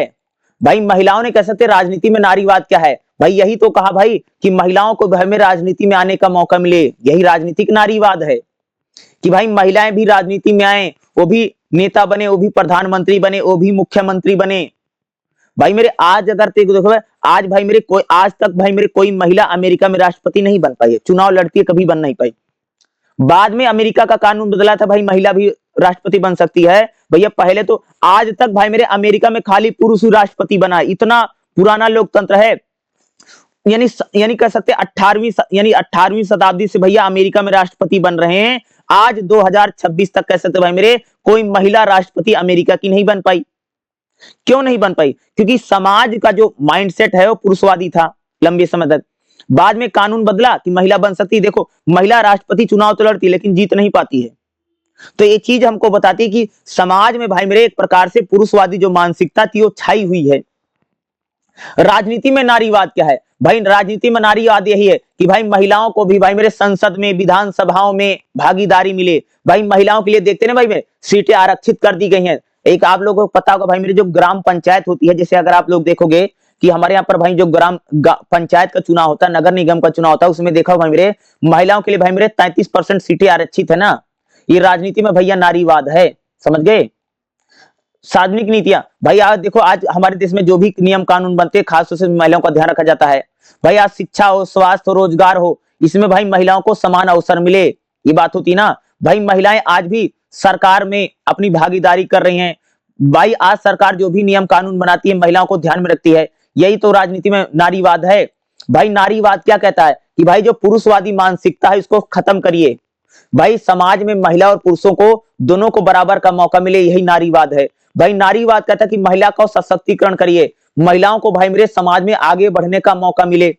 तो भाई सारे कानून में आज तो देखते हो महिलाओं को तो बहुत ज्यादा आजीज़ मिल रहे हैं, यही भाई नारीवाद है। यानी नारीवाद कह सकते एक ऐसी विचारधारा है जो महिला अधिकारों की बात करती है कि भाई महिला को भी भाई मेरे पुरुषों के बराबर अधिकार मिले, ठीक है। क्योंकि हमारा समाज में भैया लंबे समय तक कह सकते हैं कि महिलाओं का शोषण व दमन हुआ है। तो भाई उन महिलाओं के शोषण व दमन के खिलाफ कह सकते विचारधारा क्या है? मेरे नारीवाद है, ठीक है। नारीवाद भाई कह सकते नारीवाद केवल महिला आंदोलन नहीं है, बल्कि नारीवाद महिलाओं को भैया समानता मिले, न्याय मिले, और भाई महिलाओं की विचारधारा को मजबूत करने वाली विचारधारा क्या नारीवाद है। तो भाई नारीवाद भाई मेरे बहुत मोस्ट इंपॉर्टेंट है। या तो एग्जाम में आपको नारीवाद आएगा, या तो भाई आपके एग्जाम में आएगा नारीवाद की पहली लहर, दूसरी लहर, तीसरी लहर। तो जो मैं बता रहा हूं यही सारे क्वेश्चन भाई मेरे आपको करके जाना, एग्जाम में इसी प्रकार का क्वेश्चन आपको जरूर मिलेगा और नारीवाद वाला क्वेश्चन पेपर में आ सकता है। अगला भाई हमारा क्वेश्चन क्या रहेगा? राजनीतिक सिद्धांत के अनुभवजन्य दृष्टिकोण परीक्षा उपयोगी विश्लेषण करिए। भाई राजनीतिक सिद्धांत के अनुभवजन्य दृष्टिकोण बताओ। देखिएगा अनुभवजन्य दृष्टिकोण भाई मेरे क्या होता है, देखिएगा यानी राजनीतिक सिद्धांत क्या है इसके बारे में बात करेंगे। देखो राजनीतिक सिद्धांत मतलब समझते हो भाई मेरे, हर राजनीतिक सिद्धांत भाई क्या करता है, राजनीति में जो भी समस्या उन समस्याओं का समाधान करता है। अब राजनीतिक सिद्धांत पता क्या है, जैसे उदारवाद है, ठीक है, उदारवाद है, मार्क्सवाद है, नारीवाद है, रूढ़िवाद है, यही तो राजनीतिक सिद्धांत है। और भाई हर राजनीतिक सिद्धांत क्या करता है भाई मेरे, कि राजनीति में जो भी समस्याएं हैं उन समस्याओं का समाधान ही क्या करता है भाई मेरे, राजनीतिक सिद्धांत करता है। हर राजनीतिक सिद्धांत यही बता रहा है कि भाई राज्य के पास कितनी शक्तियां रहेंगी और व्यक्ति के पास कितनी शक्तियां रहेंगी। भाई अगर आप कोई भी राजनीतिक सिद्धांत पढ़ोगे, सुनो भाई, अगर अगर मैं उदारवाद को पढ़ता हूं तो मुझे लगता है कि उदारवाद भाई मेरे व्यक्ति के समर्थन में खड़ा हुआ विचारधारा है, जो एक प्रकार से कह सकते हैं कि व्यक्ति को एक्सट्रीम पावर देना चाहता है, व्यक्ति को पूरी सारी शक्तियां दे देता है, लेकिन राज्य को कोई शक्ति देना ही नहीं चाहता उदारवाद। जब हम लोग मार्क्सवाद को पढ़ते हैं तो हमको ऐसा लगता है कि मार्क्सवाद पूरी तरह से यानी आर्थिक विचारधारा को लेकर के खड़ी हुई विचार है।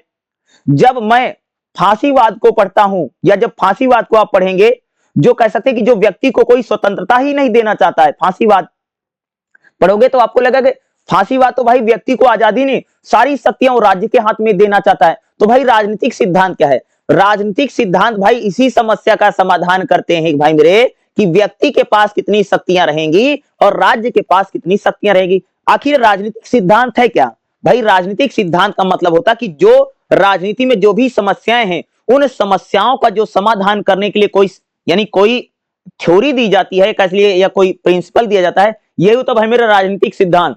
राजनीतिक सिद्धांत आखिर करता क्या है, राजनीति में जो भी समस्याएं उन समस्याओं का समाधान, सोल्यूशन ढूंढना, भाई राजनीतिक सिद्धांत का यही उद्देश्य है। भाई मेरे कह सकते हो, अगर मैं बोलूं तो अगर आप देखो प्लेटो अरस्तु, भाई प्लेटो अरस्तु जिस समय के व्यक्ति थे, उन्होंने अपने समय की राजनीति में जो भी समस्याएं थी उन समस्याओं का समाधान किया। लेकिन भाई मेरे जब हम लोग 20वीं शताब्दी में आते हैं तब हम देखते हैं भाई मेरे कि फर्स्ट वर्ल्ड वॉर हुआ, सेकंड वर्ल्ड वॉर हुआ, प्रथम विश्व युद्ध हुआ जिसमें पूरी दुनिया चली गई, दूसरा विश्व युद्ध हुआ। लेकिन भाई second world war first world war क्यों हुआ, क्योंकि उस समय की राजनीति में जो समस्याएं थी उन राजनीतिक समस्याओं का समाधान राजनीतिक सिद्धांत नहीं कर पाया। तो राजनीतिक सिद्धांत क्या है, तो भाई मेरे राजनीतिक सिद्धांत कह सकते हैं कि राजनीति में जो भी समस्याएं हैं, जो भी प्रॉब्लम है, उनकी प्रॉब्लम का सॉल्यूशन, समाधान ढूंढता भाई, ठीक है। अब देखिए भाई राजनीतिक यानी राजनीतिक सिद्धांत का अनुभवजन्य दृष्टिकोण देखिएगा। अनुभवजन्य दृष्टिकोण वह पद्धति है जिसमें राजनीतिक घटनाओं, व्यवहार और संस्थाओं का अध्ययन किया जाता है। भाई राजनीतिक सिद्धांत में हम लोग क्या करते हैं, राजनीति में जो भी घटना घटती है, जो भी व्यवहार है, जो भी संस्थाएं या अवलोकन, इसी का भाई मेरे अध्ययन करता भाई मेरे कौन करता है, राजनीतिक सिद्धांत करता है। राजनीति में जो भी डाटा है, जो भी आंकड़ा है, उसका अध्ययन भाई कौन करता है, राजनीतिक सिद्धांत करता है।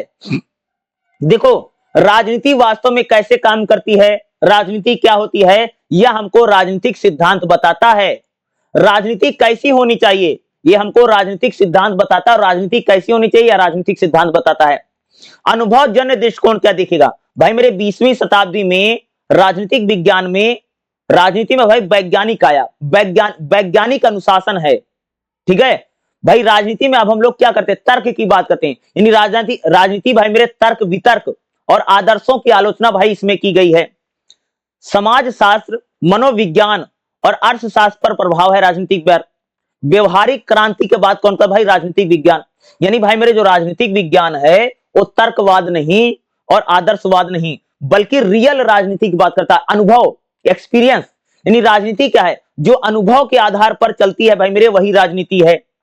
यानी कह सकते कोई भी जो विद्वान होता भाई मेरे, जो अनुभव करता, जो फील करता है, उसी पर अगर कोई अपना सिद्धांत देता है, इसी को भाई बोलते हैं अनुभवजन्य राजनीतिक सिद्धांत। यानी अनुभवजन्य राजनीतिक सिद्धांत क्या है, तथ्यों पर आधारित राजनीति है भाई मेरे। जब हम राजनीति को तथ्यों के आधार पर, घटनाओं के आधार पर राजनीति की बात करते हैं, यह होता भाई अनुभवजन्य राजनीतिक सिद्धांत। भाई मेरे जब हम राजनीति को आंकड़ों के आधार पर, सर्वे के आधार पर, चुनाव के आधार पर राजनीति का विश्लेषण करते हैं, यह होता भाई मेरे अनुभवजन्य राजनीतिक विज्ञान। भाई मेरे जब राजनीति में जो भी आंकड़े हैं, जो भी जानकारियां हैं, जो भी चुनाव हैं, जो भी व्यवहार है, जब हम इस आधार पर राजनीति को पढ़ते स्टडी करते हैं, इसी को भाई बोला जाता है राजनीतिक विज्ञान में अनुभवजन्य दृष्टिकोण। यानी अनुभव, यानी आप जो चीजें देख रहे हैं, जो चीजें महसूस कर रहे हैं, उसके आधार पर राजनीतिक दृष्टिकोण बनाना ही क्या है, राजनीतिक विज्ञान में भाई, या कह सकते हो कि एक प्रकार से राजनीतिक सिद्धांत में अनुभवजन्य दृष्टिकोण है। मूल्य निरपेक्ष, भाई मेरे जो अनुभवजन्य दृष्टिकोण राजनीतिक सिद्धांत का है, ये नैतिक निर्णय से बचता है। यानी राजनीति क्या है, क्या अध्ययन करना है, क्या नहीं करना है, ये भाई मेरे राजनीतिक सिद्धांत का अनुभवजन्य दृष्टिकोण बता। भाई राजनीति में हमें क्या अध्ययन करना चाहिए, राजनीति में किस चीज की स्टडी करो, राजनीति में किस चीज की पढ़ाई करो, यह अनुभवजन्य दृष्टिकोण हमको बताता है। व्यवहार पर जोर, भाई मेरे जो अनुभवजन्य जो दृष्टिकोण है राजनीतिक विज्ञान का, यह कहता व्यवहार नहीं बल्कि राजनीतिक व्यवहार का विषय है। भाई अगर आप देखो भाई राजनीति में अगर हम लोग बात करें, भाई वोटर हम आदमी जो है वोट कैसे डालता है, जो सरकार है वो भाई सरकार पर जनता कैसे दबाव डालती है, नेता कैसे देश को चलाता है, यानी इन अनुभवों को ही बोलते हैं राजनीतिक सिद्धांत में अनुभवजन्य दृष्टिकोण।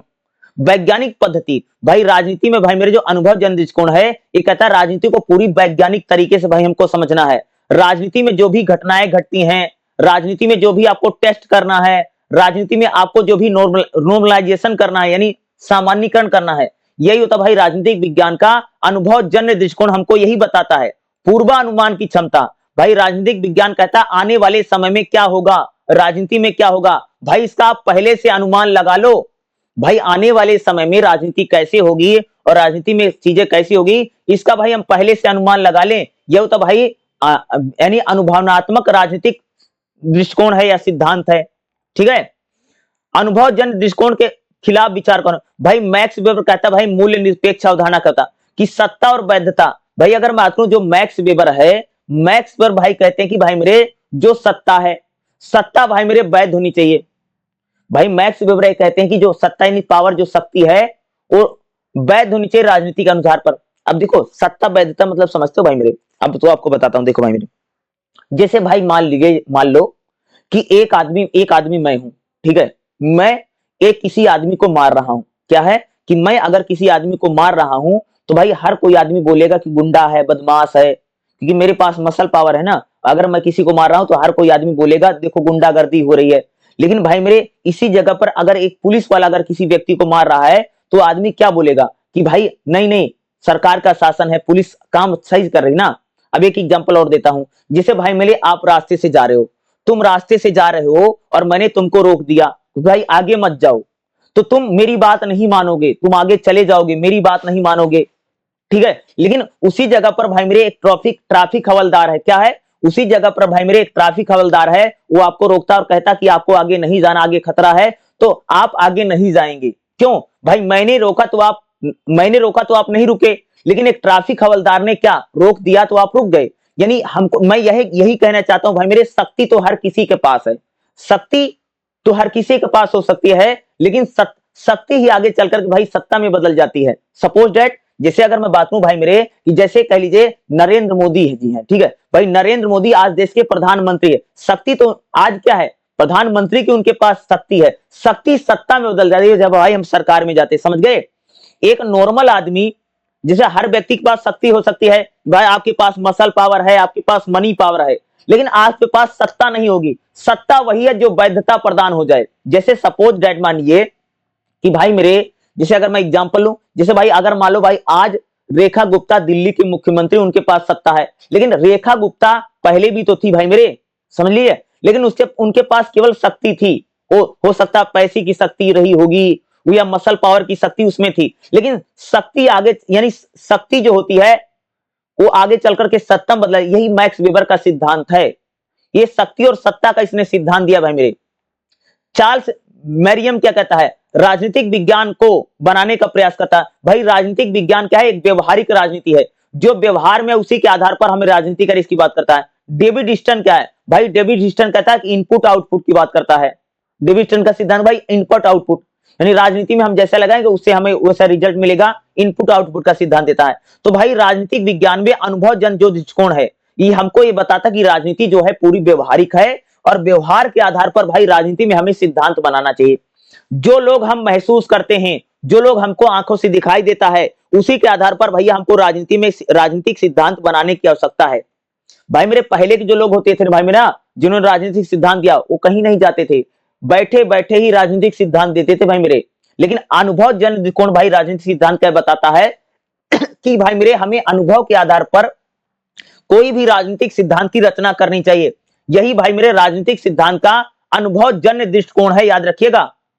और एग्जाम में आपको पेपर में भाई मेरे मिलेगा ही मिलेगा, ठीक है। राजनीतिक विज्ञान यानी राजनीतिक सिद्धांत का अनुभव जन जो दृष्टिकोण है हमको यही बताता भाई मेरे कि जो भी राजनीतिक सिद्धांत बनाए जाए वह भाई मेरे अनुभव यानी एक्सपीरियंस के आधार पर बनाना चाहिए।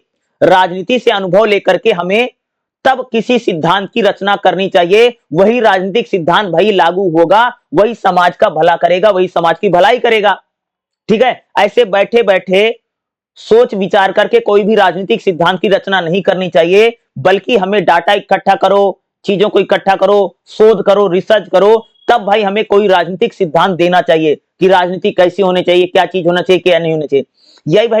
यही है भाई मेरे राजनीतिक सिद्धांत का अनुभव जन्य दृष्टिकोण। और भाई ये क्वेश्चन ऐसा है कि जो कि आपको एग्जाम में देखने को मिल सकता है। और भाई मेरे आपको एग्जाम में राजनीतिक सिद्धांत क्या होता है या राजनीतिक सिद्धांत में अनुभव जन्य दृष्टिकोण क्या है, इस प्रकार का क्वेश्चन भाई मेरे आपको एग्जाम में देखने को मिलेगा ही मिलेगा। जितने मैं क्वेश्चन करवा रहा हूं ये भाई मेरे सारे इंपॉर्टेंट क्वेश्चन है जो कि पेपर में आता ही आता है। क्वेश्चन भाई मेरे देखिए क्या रहेगा हमारा, राजनीतिक भागीदारी को प्रभावित करने वाले कारक बताओ। भाई राजनीति को ऐसे कौन कौन सी चीजें जो प्रभावित कर सकती हैं, यानी राजनीति पर भाई इफेक्ट कौन डाल सकता है या राजनीति में बदलाव भाई कौन कौन लाता है, ठीक है। भाई राजनीतिक भागीदारी को प्रभावित करने वाले कारक कौन कौन से हैं। जैसे भाई राजनीतिक भागीदारी आप लोग समझते हो, जैसे भाई इलेक्शन हो रहा है, ठीक है भाई, हमारे देश में चुनाव होता है ना, तो भाई चुनाव में क्या करती भाई जनता भाग लेती ना, वोट देती ना, तो उसी को बोलते भाई राजनीतिक भागीदारी। यानी भाई मेरे जब जनता वोट दे करके सरकार को चुनती है और भाई पूरी जनता भाई वोट डालती है, इसको बोलते भाई राजनीतिक भागीदारी। तो भाई राजनीतिक भागीदारी को कौन कौन सी चीजें इफेक्ट कर सकती हैं, प्रभावित कर सकती हैं। तो देखे भाई मेरे राजनीतिक भागीदारी को प्रभावित करने वाले कारक कौन कौन से हैं। तो देखेगा भाई राजनीतिक भागीदारी का मतलब क्या था कि नागरिक की यानी नागरिक जो है उसकी वह गतिविधियां जिनके माध्यम से राजनीतिक प्रक्रिया प्रभावित हो सकती है। भाई नागरिक अगर ऐसे कोई काम करेगा जिससे राजनीति प्रभावित हो सकती है, कौन कौन, जैसे मतदान। भाई जनता जो मतदान करती है इससे राजनीति प्रभावित होती है। कई बार देखते हैं भाई मेरे कि जनता किसी को भैया हरवा देती है, किसी को जितवा देती है, क्या है राजनीति प्रभावित इसी से ना, तो मतदान से। दूसरा चुनाव लड़ना, भाई चुनाव लड़ने से भी राजनीति प्रभावित होती है, भाई कोई हारता है कोई जीतता है। राजनीतिक दल से जुड़ना, भाई अगर कोई आदमी किसी पॉलिटिकल पार्टी को ज्वाइन करता है इससे भी राजनीति प्रभावित होती है। भाई आंदोलन, देखते भाई आंदोलन क्या करते भाई राजनीति को पूरी तरह से हिला देते ना, आंदोलन, धरना, प्रदर्शन, ये सारी चीजें क्या करती भाई मेरे राजनीतिक भागीदारी को प्रभावित कर सकती हैं। सामाजिक, आर्थिक, राजनीतिक और मनोवैज्ञानिक कारण भाई राजनीति को प्रभावित करते हैं। पहले भाई सामाजिक कारण क्या है भाई मेरे, ऐसी कौन सी चीजें भाई मेरे जो राजनीति को प्रभावित करती हैं समाज में। भाई सबसे पहले शिक्षा, भाई अगर हमारा समाज भैया पढ़ा लिखा रहेगा, जागरूक रहेगा, तो भाई इससे हमारी राजनीति प्रभावित होगी। अरे भाई अगर हमारा समाज पढ़ा लिखा रहेगा तभी तो भैया सरकार से सवाल पूछेगा, तभी तो अपनी बात को उठाएगा। तो भाई शिक्षा जो है राजनीति को प्रभावित करती है। अरे भाई मेरे जब हमारा समाज पढ़ा लिखा रहेगा, लोग पढ़े लिखे रहेंगे, तभी तो भाई सरकार से सवाल पूछेंगे। तो जाति और धर्म, भाई राजनीति को भाई मेरे सबसे ज्यादा प्रभावित कौन करता, भाई जाति और धर्म। देखते ना भाई सभी लोग भाई मेरे जाति के नाम पर वोट देते हैं, धर्म के नाम पर वोट देते हैं, क्या है राजनीति को भाई सबसे ज्यादा प्रभावित कौन करती है, जाति। देखते ना भाई हमारे देश में भाई तो जाति के नाम पर तो वोट पड़ता है भाई मेरे, और हर आदमी भाई मेरे अपनी जाति का नेता ढूंढता रहता है। राजनीति को भाई मेरे सबसे ज्यादा प्रभावित कौन करती है, जाति करती है और धर्म करता है। देखते ना भाई मेरे किस प्रकार से हिंदू मुसलमान हमारे देश में होता रहता है। तो राजनीति को कौन प्रभावित करता है भाई मेरे, जाति करती है और धर्म करता है। तो धर्म कैसे करता है, देखते नहीं जी किस प्रकार से भाई मेरे दो धर्म के लोग आपस में लड़ते रहते हैं या इनको लड़वाया जाता है। आप कैसे मानिए भाई जो राजनेता हैं वो तो भाई चाहता है कि जनता आपस में लड़ती रहे, आपस में कट मर जाए। लेकिन भाई नेता कभी लड़ते हुए देखा आपने, नेता कभी नहीं लड़ता है, जनता को बेचारी को लड़ाता रहता कुत्तों की तरह। आप समझ लो कि भाई क्या, जैसे मालिक है, जैसे एक मालिक है, मालिक आपस में मित्र हैं और भाई उन दोनों के कुत्ते आपस में लड़ रहे हैं।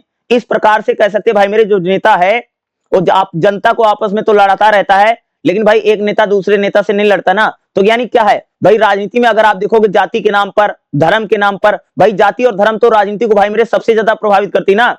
भाई अगर आप लोगों ने देखा भाई, हमारे यहाँ पर जो इलेक्शन होता है, जो चुनाव होता है, वहां पर भाई राजनीति पूरी तरह से प्रभावित करती है जाति धर्म। जैसे भाई लोग भाई मेरे जाति धर्म के नाम पर वोट दे रहे हैं ना।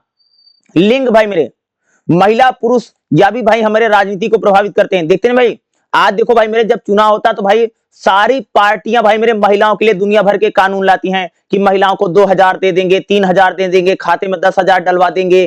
तो भाई क्या महिलाएं भी क्या करती भाई, राजनीति को बहुत ज्यादा प्रभावित करती हैं। देखते नहीं भाई मेरे, चुनाव के समय में आप लोगों ने देखा होगा भाई मेरे, किस प्रकार से भाई मेरे राजनीति को सबसे ज्यादा महिलाएं प्रभावित करती हैं। और भाई आजकल तो सारी पार्टियां या सारी सरकारें भाई महिलाओं को पैसा देने के चक्कर में लगी हुई हैं कि महिलाओं को लाडली योजना है, फलानी योजना है। ठीक है भाई, आज कह सकते हैं राजनीति को सबसे ज्यादा कौन प्रभावित कर रही भाई मेरे, महिलाएं कर रही ना। दूसरा आर्थिक कारक, भाई आर्थिक कारण भी भाई राजनीति को सबसे ज्यादा प्रभावित करते हैं। देखते नहीं, अमीर और गरीब, यह भी तो भाई मेरे राजनीति को प्रभावित करते हैं। भाई आज देखो, आज आदमी बेरोजगार है, नौकरी नहीं मिल पा रही है, ये भी चीज तो भाई राजनीति को प्रभावित करती हैं। भाई देखते नहीं भाई, जो बेरोजगार लेते लोग होते भाई मेरे, वो इलेक्शन में सरकार को वोट नहीं देता, सरकार हार जाता है। तो भाई आर्थिक चीजें, अमीरी गरीबी जो भाई मेरे होती है, वह भी राजनीति को बहुत ज्यादा प्रभावित करती है। देखते ना भाई मेरे, हमारे देश में भाई 5 किलो राशन भाई 80 करोड़ लोगों में बट रहा है। क्या है, यानी राजनीति को भाई मेरे आर्थिक चीजें भी प्रभावित करती हैं। गरीब, रोजगार, नौकरी, यह भी तो भाई राजनीति को प्रभावित करती है। देखते हैं भाई, जिसको नौकरी नहीं मिलती, देखते हैं भाई वो लोग जाकर के धरना प्रदर्शन करते रहते हैं। तो आर्थिक चीजें भी क्या करती भाई मेरे, राजनीति को प्रभावित करती हैं बहुत ज्यादा। अगला भाई राजनीतिक कारण, भाई जैसे पॉलिटिकल पार्टी होती है, देखो भाई कोई पॉलिटिकल पार्टी है वह राजनीति को सबसे ज्यादा प्रभावित करती है। ठीक है, चुनाव, भाई चुनाव तो राजनीति को सबसे ज्यादा प्रभावित करते हैं। भाई चुनाव ईमानदारी के साथ होना चाहिए, निष्पक्ष होना चाहिए। ये नहीं है कि मशीन हैक हो जा रही, कुछ भी कहने का मतलब राजनीति यानी चुनाव भाई मेरे निष्पक्ष ईमानदारी के साथ होना चाहिए। चुनाव में भैया सबकी भागीदारी होना है, यह राजनीति को सबसे ज्यादा प्रभावित करता है। और भाई राजनीति में नेतृत्व, जो नेता है वह भाई मेरे सबसे ज्यादा राजनीति को प्रभावित करता है। भाई मेरे नेता जो है, जिसको भाई हमने मुख्यमंत्री बनाया, जिसको हमने प्रधानमंत्री बनाया है, यह तो भाई राजनीति को भाई सबसे ज्यादा प्रभावित करता है। यानी राजनीतिक कारण भाई करते हैं, राजनीति को प्रभावित करते हैं। देखते हैं भाई, जो पॉलिटिकल पार्टी होती है, जो राजनीतिक दल होते हैं, राजनीति को प्रभावित करते हैं। चुनाव भाई राजनीति को सबसे ज्यादा प्रभावित करता है। नेता भाई मेरे राजनीति को सबसे ज्यादा प्रभावित करते हैं। तो राजनीतिक कारण भी क्या करते हैं भाई मेरे, राजनीति को प्रभावित करते हैं। अगला भाई मनोवैज्ञानिक कारण, जैसे भाई अगर जनता बहुत ज्यादा जागरूक है, जनता में बहुत ज्यादा नॉलेज है, तो भाई नेता इससे परेशान नहीं होता। भाई अगर जनता जितनी ज्यादा पढ़ी लिखी रहेगी उतना सवाल पूछेगी। तो भाई अगर जनता जागरूक है, जनता बुद्धिमान है, तो भाई ये चीजें राजनीति को प्रभावित करेंगी। भाई जनता अगर बहुत ज्यादा पढ़ी लिखी है, ईमानदार है, तो भाई राजनीति को प्रभावित जरूर करेगा, क्योंकि जनता भाई मेरे सवाल पूछेगी ना नेताओं से ना। तो भाई यही है कि मनोवैज्ञानिक कारण भी क्या करते भाई, राजनीति को सबसे ज्यादा प्रभावित करते हैं। संस्थागत और कानूनी कारक, भाई अगर किसी देश में मीडिया है, लोकतंत्र है, न्यायपालिका है, यह भी चीजें भाई मेरे राजनीति को प्रभावित करती हैं। भाई किस प्रकार से जो मीडिया होता है भाई सरकार की कमियां बताता है, या राजनीति को प्रभावित करता है। न्यायपालिका, भाई कोर्ट कई बार सरकार के खिलाफ फैसला सुना देता है। चुनाव आयोग भाई मेरे किस प्रकार से सभी पार्टियों को इलेक्शन कमीशन जो है सभी पार्टियों को कंट्रोल करता है इलेक्शन के टाइम, चुनाव जब होता है।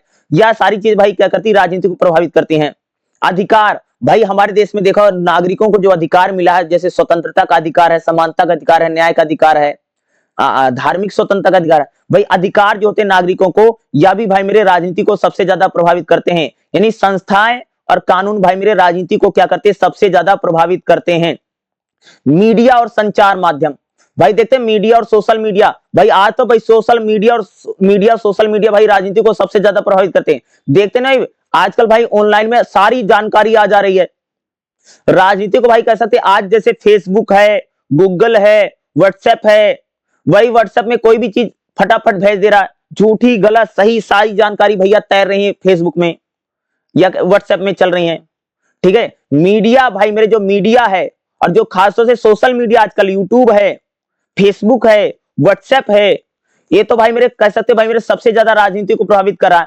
आज भाई जिस प्रकार से डिजिटल हो गया है, ऑनलाइन सारी चीजें हो रही भाई मेरे, ये भी भाई मेरे राजनीति को सबसे ज्यादा प्रभावित करता है। भाई आज देखते हैं हम सरकार को, भाई सरकार के खिलाफ लेटर लिख सकते हैं, प्रधानमंत्री को पत्र लिख सकते हैं, ऑनलाइन में अपनी बात कह सकते हैं। भाई मेरे आज देखते हैं भाई कहीं सड़क टूटी है, कहीं फूटी है, भाई कोई भी वीडियो बना देता है। तो भाई मेरे आज जो मीडिया, जो सोशल मीडिया भाई मेरे, यह राजनीति को कह सकते हैं भाई मेरे सबसे ज्यादा प्रभावित करता है। संचार माध्यम क्या है, जो हमारे संचार माध्यम है वह राजनीति को क्या करते हैं भाई मेरे सबसे ज्यादा प्रभावित कर रहे हैं। ठीक है, संचार माध्यम मीडिया, सोशल मीडिया में देखते नहीं भाई, जो सिटीजन है, जो नागरिक है, आज देखते हैं भाई लोग वीडियो बना करके, ठीक है, लोग वीडियो बना करके बता देते ना, यहाँ सड़क नहीं बनी है, यहाँ नाली नहीं बनी है, ठीक है, यहाँ खड़ंजा नहीं बना है, या सड़क नहीं बनी है, पानी नहीं आ रहा है। तो भाई नागरिक तो भाई आजकल वीडियो बना करके सरकार की खिंचाई कर दे रहा ना। तो भाई संचार माध्यम जो है, सोशल मीडिया, मीडिया या राजनीति को भाई मेरे सबसे ज्यादा प्रभावित करता है। निष्कर्ष क्या लिखोगे भाई मेरे, राजनीति को भाई मेरे सबसे ज्यादा प्रभावित करते हैं इलेक्शन, चुनाव, नागरिकों की जागरूकता। भाई नागरिक जितना पढ़ा लिखा रहेगा भैया राजनीति उतनी ज्यादा प्रभावित हो, क्योंकि ये सवाल पूछेगा ना। तो भाई नागरिक अगर जितना ज्यादा पढ़ा लिखा, होशियार है, ईमानदार है, नागरिक अगर बुद्धिमान है, इसलिए भाई नेता होता चाहते कि जनता पढ़ी लिखे ना, अनपढ़ जनता इसीलिए चाहता है क्योंकि वो सवाल पूछेगा ना। भाई राजनीति को सबसे ज्यादा प्रभावित कौन करता है, नागरिक करता है, चुनाव करता है, मीडिया करता है, सोशल मीडिया करता है। भाई आज देखो राजनीति को सबसे ज्यादा मीडिया, सोशल मीडिया कर रही है। देखते हैं भाई हर कोई आदमी वीडियो बना करके भाई डाल देता है, यहाँ सड़क नहीं बनी है, यहाँ काम नहीं हो रहा है, सरकार की खिंचाई कर देता है। क्या है, यानी मीडिया, सोशल मीडिया और जो जागरूक नागरिक है भाई मेरे, वह राजनीति को भाई मेरे सबसे ज्यादा प्रभावित करते हैं। और भाई ये क्वेश्चन, इस प्रकार के क्वेश्चन आपको एग्जाम में देखने को मिलेगा ही मिलेगा। राजनीतिक भागीदारी को प्रभावित करने वाले कारक कौन कौन से हैं भाई मेरे, मोस्ट इंपोर्टेंट क्वेश्चन है। इस प्रकार के क्वेश्चन आपको 20 नंबर में आपको आ सकता है, 10 नंबर में भी कई बार पूछा जा सकता है। इसलिए मैं जितने क्वेश्चन कर रहा हूं सारे क्वेश्चन आपको करके जाना ही जाना है। भाई मेरे अगला हमारा क्वेश्चन क्या रहेगा, एक रूढ़िवादी विचारक के रूप में एडमंड बर्क को बताओ। भाई एक रूढ़िवादी विचारक, भाई मेरे ये आपको क्वेश्चन एग्जाम में देखने को मिल सकता है। एक रूढ़िवादी विचारक के रूप में एडमंड बर्क का विश्लेषण करो। भाई मेरे देखिएगा एडमंड बर्क क्या है, देखिए 1729 से लेकर के भाई मेरे 1797 भाई मेरे एडम बर्क का है। एडम बर्क रूढ़िवादी विचारधारा भाई मेरे किसने दी है, एडम बर्क ने दिया है। और एडम बर्क भाई मेरे जो है रूढ़िवाद पर अपने इसने विचार दिए हैं, अपने व्यूज दिए हैं। भाई मेरे एडम बर्क क्या है, एडम बर्क भाई मेरे रूढ़िवाद का जनक माना जाता भाई, यानी रूढ़िवाद की विचारधारा भाई किसने दी है, एडम बर्क ने दी थी भाई मेरे। या रूढ़िवाद का भैया जनक है, पिता कह लीजिए रूढ़िवाद। पूरी दुनिया में भैया रूढ़िवाद कौन लाया था, एडम बर्क लाया था। आयरलैंड का भाई आदमी है एडम बर्क। कहां का है भाई, किस देश का नागरिक भाई, आयरलैंड का। आयरलैंड में जन्मे ब्रिटिश चिंतक, राजनेता, वह संसद में था, ये पार्लियामेंट भाई संसद था, बहुत बड़ा नेता था भाई मेरे, और बहुत बड़ा चिंतक और बहुत बड़ा विद्वान है भाई मेरे। कौन है, एडम बर्क। फ्रांसीसी क्रांति की इसने आलोचना की है भाई। फ्रांस 1789 में भाई मेरे जो फ्रांस में क्रांति होती है, उस फ्रांसीसी क्रांति की बुराई कौन करता है, एडम बर्क करता है। उस फ्रांसीसी क्रांति के बाद भाई इसने रूढ़िवाद का विचार दिया है, क्योंकि भाई एडम बर्क का मानना था भाई मेरे कि कोई भी समाज में जो बदलाव है या जो राजनीति में बदलाव है, धीरे धीरे बदलाव करना चाहिए, कोई भी बदलाव हमें नहीं करना चाहिए, जो जैसे चीजें चल रही हैं वैसे चीजें चलती रहनी चाहिए, यह एडम बर्क का मानना है। भाई रूढ़िवाद तो यही कहता है भाई मेरे ना कि जो पुरानी चीजें हैं, जो पुरानी सभ्यता, जो पुराने विचार हैं, आप उनको मत बदलिए, वैसे रखिए। भाई मेरे रूढ़िवाद कहता है कि अगर आप पुरानी चीजों को बदल रहे हैं तो धीरे धीरे बदलो, कोई भी बदलाव जल्दी नहीं करना चाहिए। क्रांति का विरोध भाई कौन करता है, रूढ़िवाद करता है। क्या है भाई मेरे, रूढ़िवाद का विचार किसने दिया है, एडम बर्क ने दिया है। और भाई रूढ़िवाद का जनक कौन है भाई मेरे, एडम बर्क है। यह भाई आयरलैंड में इसका जन्म हुआ था और ब्रिटेन का आदमी है, अंग्रेज है। ये बहुत बड़ा राजनेता था, संसद का भी सदस्य भाई मेरे एडम बर्क रह चुका है।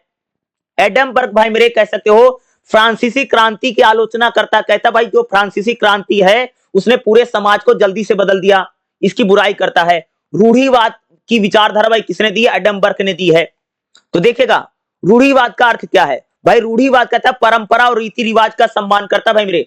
भाई रूढ़िवाद कहता है जो पुरानी परंपराएं हैं, जो पुराने रीति रिवाज हैं, उनको बनाए रखिए, उनका मान सम्मान करो। जो पुरानी सभ्यता है, जो पुराने रीति रिवाज हैं, जो पुरानी परंपराएं हैं, उनका सम्मान करना ही भाई मेरे रूढ़िवाद है। अचानक से कोई परिवर्तन नहीं करना चाहिए। कोई भी परंपरा, कोई भी रीति रिवाज को अचानक से मत करो, अचानक से मत बदलो। क्रांति का हमेशा विरोध करता भाई मेरे रूढ़िवाद। जब आपने देखा भाई फ्रांस की जब क्रांति हुई 1789 में, तो भाई क्रांतियों का विरोध करता, क्योंकि क्रांति में भाई मेरे सारी चीजें बदल दी जाती फट से। तो क्रांतियों का विरोध कौन करता भाई मेरे? किसी प्रकार की क्रांति, जैसे चीन में क्रांति हुई है, अमेरिका की क्रांति हुई है, रूस की, रसिया की भैया सबसे बड़ी क्रांति है, 1789 में भैया फ्रांस में क्रांति हुई है। तो क्रांति का विरोध कौन करता भाई? रूढ़िवाद करता है। भाई रूढ़िवाद कहता है कि किसी चीज को भी धीरे धीरे बदलना है। हमारी जो सभ्यता है, हमारी जो परंपराएं हैं, हमारे जो रीति रिवाज हैं भैया, उनको मत बदलो, उनको वैसे बनाए रखो। अगर बदलना है तो धीरे धीरे बदलो, यही रूढ़िवाद है। रूढ़िवाद भाई मेरे सामाजिक राजनीतिक निरंतरता पर बल देती है। भाई रूढ़िवाद कहता कि जैसा हमारा समाज है ऐसा चलने दीजिए, इसमें बदलाव मत करो। रूढ़िवाद भैया कहता जैसे राजनीति है इसको ऐसे चलने दीजिए, इसमें किसी प्रकार का बदलाव मत करिए। यही रूढ़िवाद हमको कह रहा है। देखिएगा एडम बर्क ने भाई मेरे रूढ़िवाद पर क्या विचार दिए हैं। एडम बर्क ने भाई मेरे रूढ़िवाद पर क्या कहा है, देखिएगा। परंपरा और अनुभव पर बल दिया है। भाई बर्क कहता कि समाज तर्क से नहीं बल्कि अनुभव के जरिए चलेगा। भाई समाज जो है तर्क वितर्क के जरिए नहीं, बल्कि समाज में जो अनुभव है, जो एक्सपीरियंस है, उसके जरिए हमारा भैया समाज चलता है। भाई एडम बर्क जो है अमूर्त तर्क की बात करता है। भाई एडम बर्क कहता भाई मेरे परंपरा सामूहिक बुद्धि है। हमें अपनी परंपराओं का, हमारा खान पान, व्यवहार, संस्कृति, भाई कल्चर का भाई हमें सम्मान करना चाहिए। यह एडम बर्क का मानना है। क्या है? हमारी जो परंपराएं हैं, हमारी जो रीति रिवाज है, हमारी जो सभ्यता है, वह बहुत बड़ा बौद्धिक भंडार है, इसका सम्मान करो, एडम बर्क मानता है। सामाजिक परिवर्तन धीरे धीरे होना चाहिए। भाई एडम बर्क कहता कि कोई क्रांति का विरोधी है। भाई कोई अरे भाई मेरे जो यानी अगर आप देखोगे फ्रांस में जो क्रांति हुई है, क्रांति का विरोध करता है। भाई जो एडम बर्क है इसने क्रांति का विरोध किया है। कहता समाज में सुधार तो होना चाहिए, समाज में बदलाव करो, लेकिन भैया धीरे धीरे करो, क्रांति करके कोई बदलाव मत करो। ठीक है? एडम बर्क भाई ने फ्रांसीसी क्रांति को विनाशकारी बताया है। भाई एडम बर्क कहता जो 1789 में फ्रांस की क्रांति हुई, जिसमें स्वतंत्रता, समानता और बंधुत्व की बातें की गई हैं, भाई इसका विरोध किसने किया? एडम बर्क ने किया है। भाई एडम बर्क कहता भाई जो फ्रांस की क्रांति विनाशकारी है, क्योंकि समाज में इतना जल्दी बदलाव नहीं करना चाहिए, धीरे धीरे बदलो। भाई पुराने रीति रिवाज, पुरानी सभ्यताओं को इतना जल्दी क्यों बदल रहे हो? क्योंकि पुरानी परंपराएं, पुराने रीति रिवाज भैया बहुत बढ़िया, बहुत अच्छे हैं। यही तो रूढ़िवाद है। और एडम बर्क भैया यही कह रहा है, एडम बर्क रूढ़िवाद में। भाई देखिएगा सामाजिक परिवर्तन क्रमिक रूप से होना चाहिए। भाई रूढ़िवाद में एडम बर्क कहता कोई भी बदलाव अगर करना, कोई भी परिवर्तन करना है तो भाई क्रमिक रूप में करो, धीरे धीरे करो, स्टेप वाइज करो। अचानक से भाई सडनली कोई परिवर्तन मत करो, यही एडम बर्क का मानना है। समाज एक जैविक संस्था है। भाई एडम बर्क कहता है जो हमारा समाज है वह एक जैविक संगठन है, इसलिए समाज में कोई भी चीजों को जल्दी से तोड़ करके नहीं बनाना चाहिए, क्योंकि समाज उसको स्वीकार नहीं कर पाएगा। भाई एडम बर्क कहता कि जो समाज है वह एक हमारी जीवित संस्था है। समाज में अगर आप कोई भी परिवर्तन या कोई भी बदलाव जल्दी कर देंगे तो यह बिल्कुल भाई मेरे ठीक बात नहीं है। एडम बर्क कहता है भाई मेरे कोई भी अगर आपको बदलाव करना है, कोई भी चेंज करना है तो धीरे धीरे करिए, कोई भी बदलाव आपको फटाफट नहीं करना है। या भाई मेरे कौन कहता है? एडम बर्क कहता है। ठीक है? एडम बर्क भाई कह रहा है कि कोई भी बदलाव आपको हमें जल्दी से नहीं करना चाहिए, कोई भी बदलाव करना है तो भाई धीरे धीरे करो। अचानक और सडनली किसी प्रकार का बदलाव नहीं होना चाहिए। अगर भाई आप अचानक बदल दोगे चीजों को तो भाई लोग उसको स्वीकार नहीं कर पाएंगे, लोग उसको समझ नहीं पाएंगे। इसलिए बदलाव या परिवर्तन भैया मेरे धीरे धीरे होना चाहिए, स्लोली स्लोली करो। ठीक है? समाज को तोड़ करके कोई भी नई चीज को जल्दी लाओगे तो समाज उसका विरोध करेगा, एडम बर्क कहता है। अनुबंध सिद्धांत की आलोचना करता है। भाई बर्क कहता कि जो सामाजिक अनुबंध का जो सिद्धांत है कि एक पीढ़ी तक चीजें सीमित रहनी चाहिए, इसका विरोध किसने किया भाई मेरे? एडम बर्क ने किया है। भाई एडम बर्क कहता है कि मृत जीवित आने वाली पीढ़ियों के बीच में एक अनुबंध है। भाई जो हमारी आज की पीढ़ी है, जो आने वाली पीढ़ी है और जो उसके बाद आने, इनमें भाई एक रिलेशन है, संबंध होना बहुत ज्यादा जरूरी है। पुरानी परंपराएं, पुराने रीति रिवाज, पुरानी सभ्यताओं को भैया बनाए रखना क्या है, बहुत ज्यादा जरूरी है। ये भाई मेरे कौन कहता है? ये एडम बर्क कहता है। ठीक है? अधिकारों की ऐतिहासिक अवधारणा देता है। भाई एडम बर्क कहता है जो भी अधिकार हैं, जो भी नियम कानून है, जो भी हमारा इतिहास है, उसको मत बदलो भाई मेरे। कल्चर को बनाए रखो, इतिहास के साथ छेड़छाड़ मत करो, यही भाई मेरे एडम बर्क का मानना है। एडम बर्क भाई मेरे यानी परिवर्तन का विरोध करता, कोई बदलाव मत करो, कोई परिवर्तन मत करो, हमारा जो इतिहास है उसके साथ भाई मेरे छेड़छाड़ मत करो, धीरे धीरे परंपराएं विकसित होंगी, उसको मत बदलिए, ये एडम बर्क का मानना है। धर्म और नैतिकता के बारे में बात करता है भाई एडम बर्क, कहता है जो धर्म है, जो चर्च है, ये समाज में स्थिरता लाते हैं, परिवार है, चर्च है, राज्य है, इन सब की भैया रक्षा करो, पुरानी परंपराएं, पुराने रीति रिवाज को मानिए, यही भाई मेरे एडम बर्क का मानना है। पुरानी सभ्यताओं को बनाए रखिए, यही एडम बर्क कहता है। मेरे जैसे क्या बोला कि भाई मेरे जो एडम बर्क है ये फ्रांसीसी क्रांति की आलोचना इसलिए करता भाई मेरे, क्योंकि इसका मानना कि भाई कोई भी बदलाव जल्दी से नहीं करना चाहिए, बदलाव भाई धीरे धीरे होना चाहिए। जो एडम बर्क है भाई, जो कह सकते हो रूढ़िवाद का सबसे इसको जनक माना जाता है, इसको पिता माना जाता है भाई मेरे, और बर्क नहीं कह सकते भाई मेरे, रूढ़िवाद का सिद्धांत दिया है भाई। रूढ़िवाद यही कह रहा है कि भाई जो पुरानी परंपराएं हैं, जो पुराने रीति रिवाज भाई मेरे, उनको बदलिए मत, उनको बनाए रखिए। अगर आपको पुरानी सभ्यता और पुरानी परंपराओं को बदलना है भाई मेरे, तो धीरे धीरे बदलना है, कोई भी परिवर्तन भाई मेरे धीरे धीरे करना है, अचानक से भाई मेरे कोई भी परिवर्तन आपको नहीं करना है, यही रूढ़िवाद है। और यही भाई मेरे एडम बर्क भी कह रहा है कि कोई परिवर्तन, कोई बदलाव भाई मेरे धीरे धीरे करना है, ठीक है। और भाई रूढ़िवाद पर एडम बर्क के क्या विचार हैं, ये क्वेश्चन भाई मेरे बहुत इंपॉर्टेंट है, याद रखिएगा। रूढ़िवाद पर एडम बर्क के जो विचार हैं, ये क्वेश्चन बहुत इंपॉर्टेंट है, और मैं कह सकता हूं भाई मेरे आपको एग्जाम में क्वेश्चन देखने को मिल सकता है, और एग्जाम में भाई मेरे पूछा जा सकता है। अगर आएगा तो जो मैं बता रहा हूं यही आपको एग्जाम में लिखना है, यही लिख करके आना है, ठीक है। ये याद आपको याद रखना है, जो जो मैं क्वेश्चन करा रहा हूं भाई मेरे सारे इंपॉर्टेंट क्वेश्चन है, यही क्वेश्चन आपको पेपर में भी देखने को मिलेगा। अगला भाई हमारा क्वेश्चन क्या रहेगा, काल्पनिक समाजवाद और वैज्ञानिक समाजवाद क्या है भाई मेरे, क्या है काल्पनिक समाजवाद किसको बोलते हैं भाई मेरे, और वैज्ञानिक समाजवाद किसको बोलते हैं। इस प्रकार का भाई मेरे क्वेश्चन आपको एग्जाम में देखने को मिल सकता है। और भाई मेरे मोस्ट इंपॉर्टेंट क्वेश्चन जो मैं आपको करवा रहा हूं, काल्पनिक समाजवाद क्या है और वैज्ञानिक समाजवाद क्या, देखेगा काल्पनिक समाजवाद क्या, देखेगा काल्पनिक समाजवाद वह समाजवादी विचारधारा है जो आदर्श, समता मूलक और न्याय की बात करती भाई मेरे, यही काल्पनिक समाजवाद है। काल्पनिक समाजवाद क्या है, जिस समाजवाद में हम कहते हैं भाई समाज आदर्शवादी होना चाहिए, समाज में भैया सभी बराबर होने चाहिए, समाज में भैया सबको न्याय मिले, यही काल्पनिक समाजवाद है। किंतु उसके निर्माण में ठोस वैज्ञानिक विचारधारा नहीं है भाई। जिस समाजवाद में कोई विचारधारा नहीं है, जिस समाजवाद में कोई वैज्ञानिक सोच नहीं है, इसी को भाई हम लोग बोलते हैं काल्पनिक समाजवाद।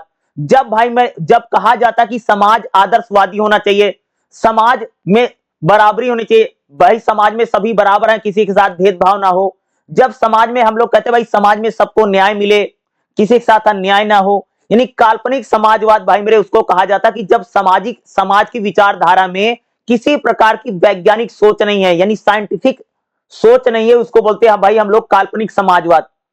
काल्पनिक समाजवाद का भैया सिद्धांत किसने दिया है, सेंट साइमेन ने कैसे भाई काल्पनिक समाजवाद का इसने सिद्धांत दिया था। चार्ल्स फ्यूरियो ने कैसे इसने काल्पनिक समाजवाद का सिद्धांत दिया है। रॉबर्ट ओवेन इन्होंने भी कैसे भाई काल्पनिक समाजवाद का सिद्धांत। भाई काल्पनिक समाजवाद क्या है भाई मेरे, जिस समाजवाद में कोई भी वैज्ञानिक विचारधारा या कोई भी साइंटिफिक सोच नहीं है, यही होता भाई मेरे काल्पनिक समाजवाद। काल्पनिक समाजवाद क्या है, जो समाजवाद कहता है भाई आदर्शवादी समाज होना चाहिए, समाज में समानता नहीं होनी चाहिए, समाज में सभी बराबर हो, किसी के साथ भेदभाव ना हो, समाज में भाई मेरे सबको न्याय मिले, यही भाई मेरे काल्पनिक समाजवाद है।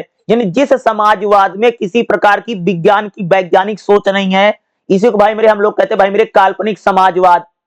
देखिएगा नैतिकता और सद्भाव पर आधारित जो समाज है, जो समाज नैतिकता के बारे में बात करता है और सद्भाव की बात करता है, यही काल्पनिक समाजवाद है। जिस समाजवाद में वर्ग संघर्ष है भाई, जिस समाज में यानी मजदूर पैसे वाले यानी अमीर और गरीब में, जिस समाज में कोई लड़ाई झगड़ा मारपीट संघर्ष नहीं है, यही काल्पनिक समाजवाद है। जो समाजवाद भाई मेरे पूंजीवाद की आलोचना करता है, जो समाजवाद पूंजीवाद की आलोचना करता है परंतु उसके पतन को वैज्ञानिक विश्लेषण नहीं करता, यही काल्पनिक समाजवाद है। भाई मेरे जिस समाजवाद में पूंजीवाद की आलोचना तो है लेकिन वैज्ञानिक तरीके से उसकी बुराई नहीं करता, यही काल्पनिक समाजवाद है। जो समाजवाद भाई मेरे समुदाय पर बल देता है, ये काल्पनिक समाजवाद है। काल्पनिक समाजवाद क्या है भाई मेरे, जिस समाजवाद में किसी प्रकार की वैज्ञानिक सोच या वैज्ञानिक सोच का तौर तरीका नहीं है, यही होता भाई मेरे काल्पनिक समाजवाद। पूंजीवादी शोषण को जो व्याख्या नहीं करता है भाई मेरे, जो खास तौर से शोषण के बारे में नहीं बताता वैज्ञानिक तरीके से, यही होता भाई मेरे काल्पनिक समाजवाद। तो भाई मेरे आपको एग्जाम में काल्पनिक समाजवाद एग्जाम में क्वेश्चन पूछा जा सकता है। अगला भाई मेरे वैज्ञानिक समाजवाद क्या देखिएगा।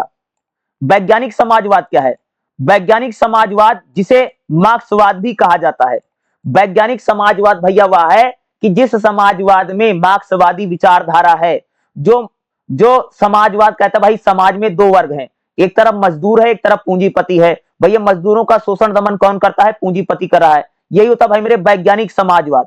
समाजवाद की वह धारा समाज के विकास को ऐतिहासिक बताता है जिस समाजवाद में वर्ग संघर्ष है। क्या भाई मेरे? जिस समाजवाद में वर्ग संघर्ष है, यही होता भाई मेरे वैज्ञानिक समाजवाद। वैज्ञानिक समाजवाद क्या है भाई मेरे? जिस समाजवाद को कार्ल मार्क्स ने बताया है या फ्रेडरिक एंगल्स ने बताया है, यही होता भाई मेरे वैज्ञानिक समाजवाद। यानी मार्क्सवाद को ही हम लोग कहते हैं भाई मेरे वैज्ञानिक समाजवाद, है ना मेरे? आपके भाई बुक में है मार्क्सवाद। मार्क्सवाद को ही भाई मेरे हम लोग क्या कहते हैं भाई मेरे? वैज्ञानिक समाजवाद। तो भाई वैज्ञानिक समाजवाद क्या है भाई? जो समाजवाद कहता है कि समाज में दो वर्ग हैं, एक तो भाई मेरे पूंजीपति, क्या है समाज में भाई एक तरफ है पूंजीपति जो जिसके पास खूब पैसा, उसने भैया बड़ी बड़ी कंपनी लगा ली है, और दूसरी तरफ भाई भैया मजदूर है। दूसरे भाई समाज में मजदूर है, भाई मजदूर भाई कंपनी में खूब काम करता है, दिन रात काम करता है, उसका शोषण कौन करता है? पूंजीपति करता है। तो इस प्रकार के शोषण को भाई कौन बताता है? वैज्ञानिक समाजवाद कहता है कि समाज में भैया अमीर गरीब के बीच में खाई बन गई है। अमीर आदमी भैया मेरे गरीब आदमी का शोषण कर रहा है। पूंजीपति जो है, जो उद्योगपति जिसने बड़ी बड़ी कंपनियां लगा ली है, वो गरीबों का मजदूरों का शोषण कर रहा है। यही भाई मेरे वैज्ञानिक समाजवाद है। इसलिए वैज्ञानिक समाजवाद कहता है कि हे मजदूरों उठो, तुम क्रांति कर दो। ये एक क्या है? यही वैज्ञानिक समाजवाद है। जो कार्ल मार्क्स ने समाजवाद दिया वही तो वैज्ञानिक समाजवाद है। वैज्ञानिक समाजवाद क्या है? इतिहास को भौतिकवादी जो बताता है, यही वैज्ञानिक समाजवाद है।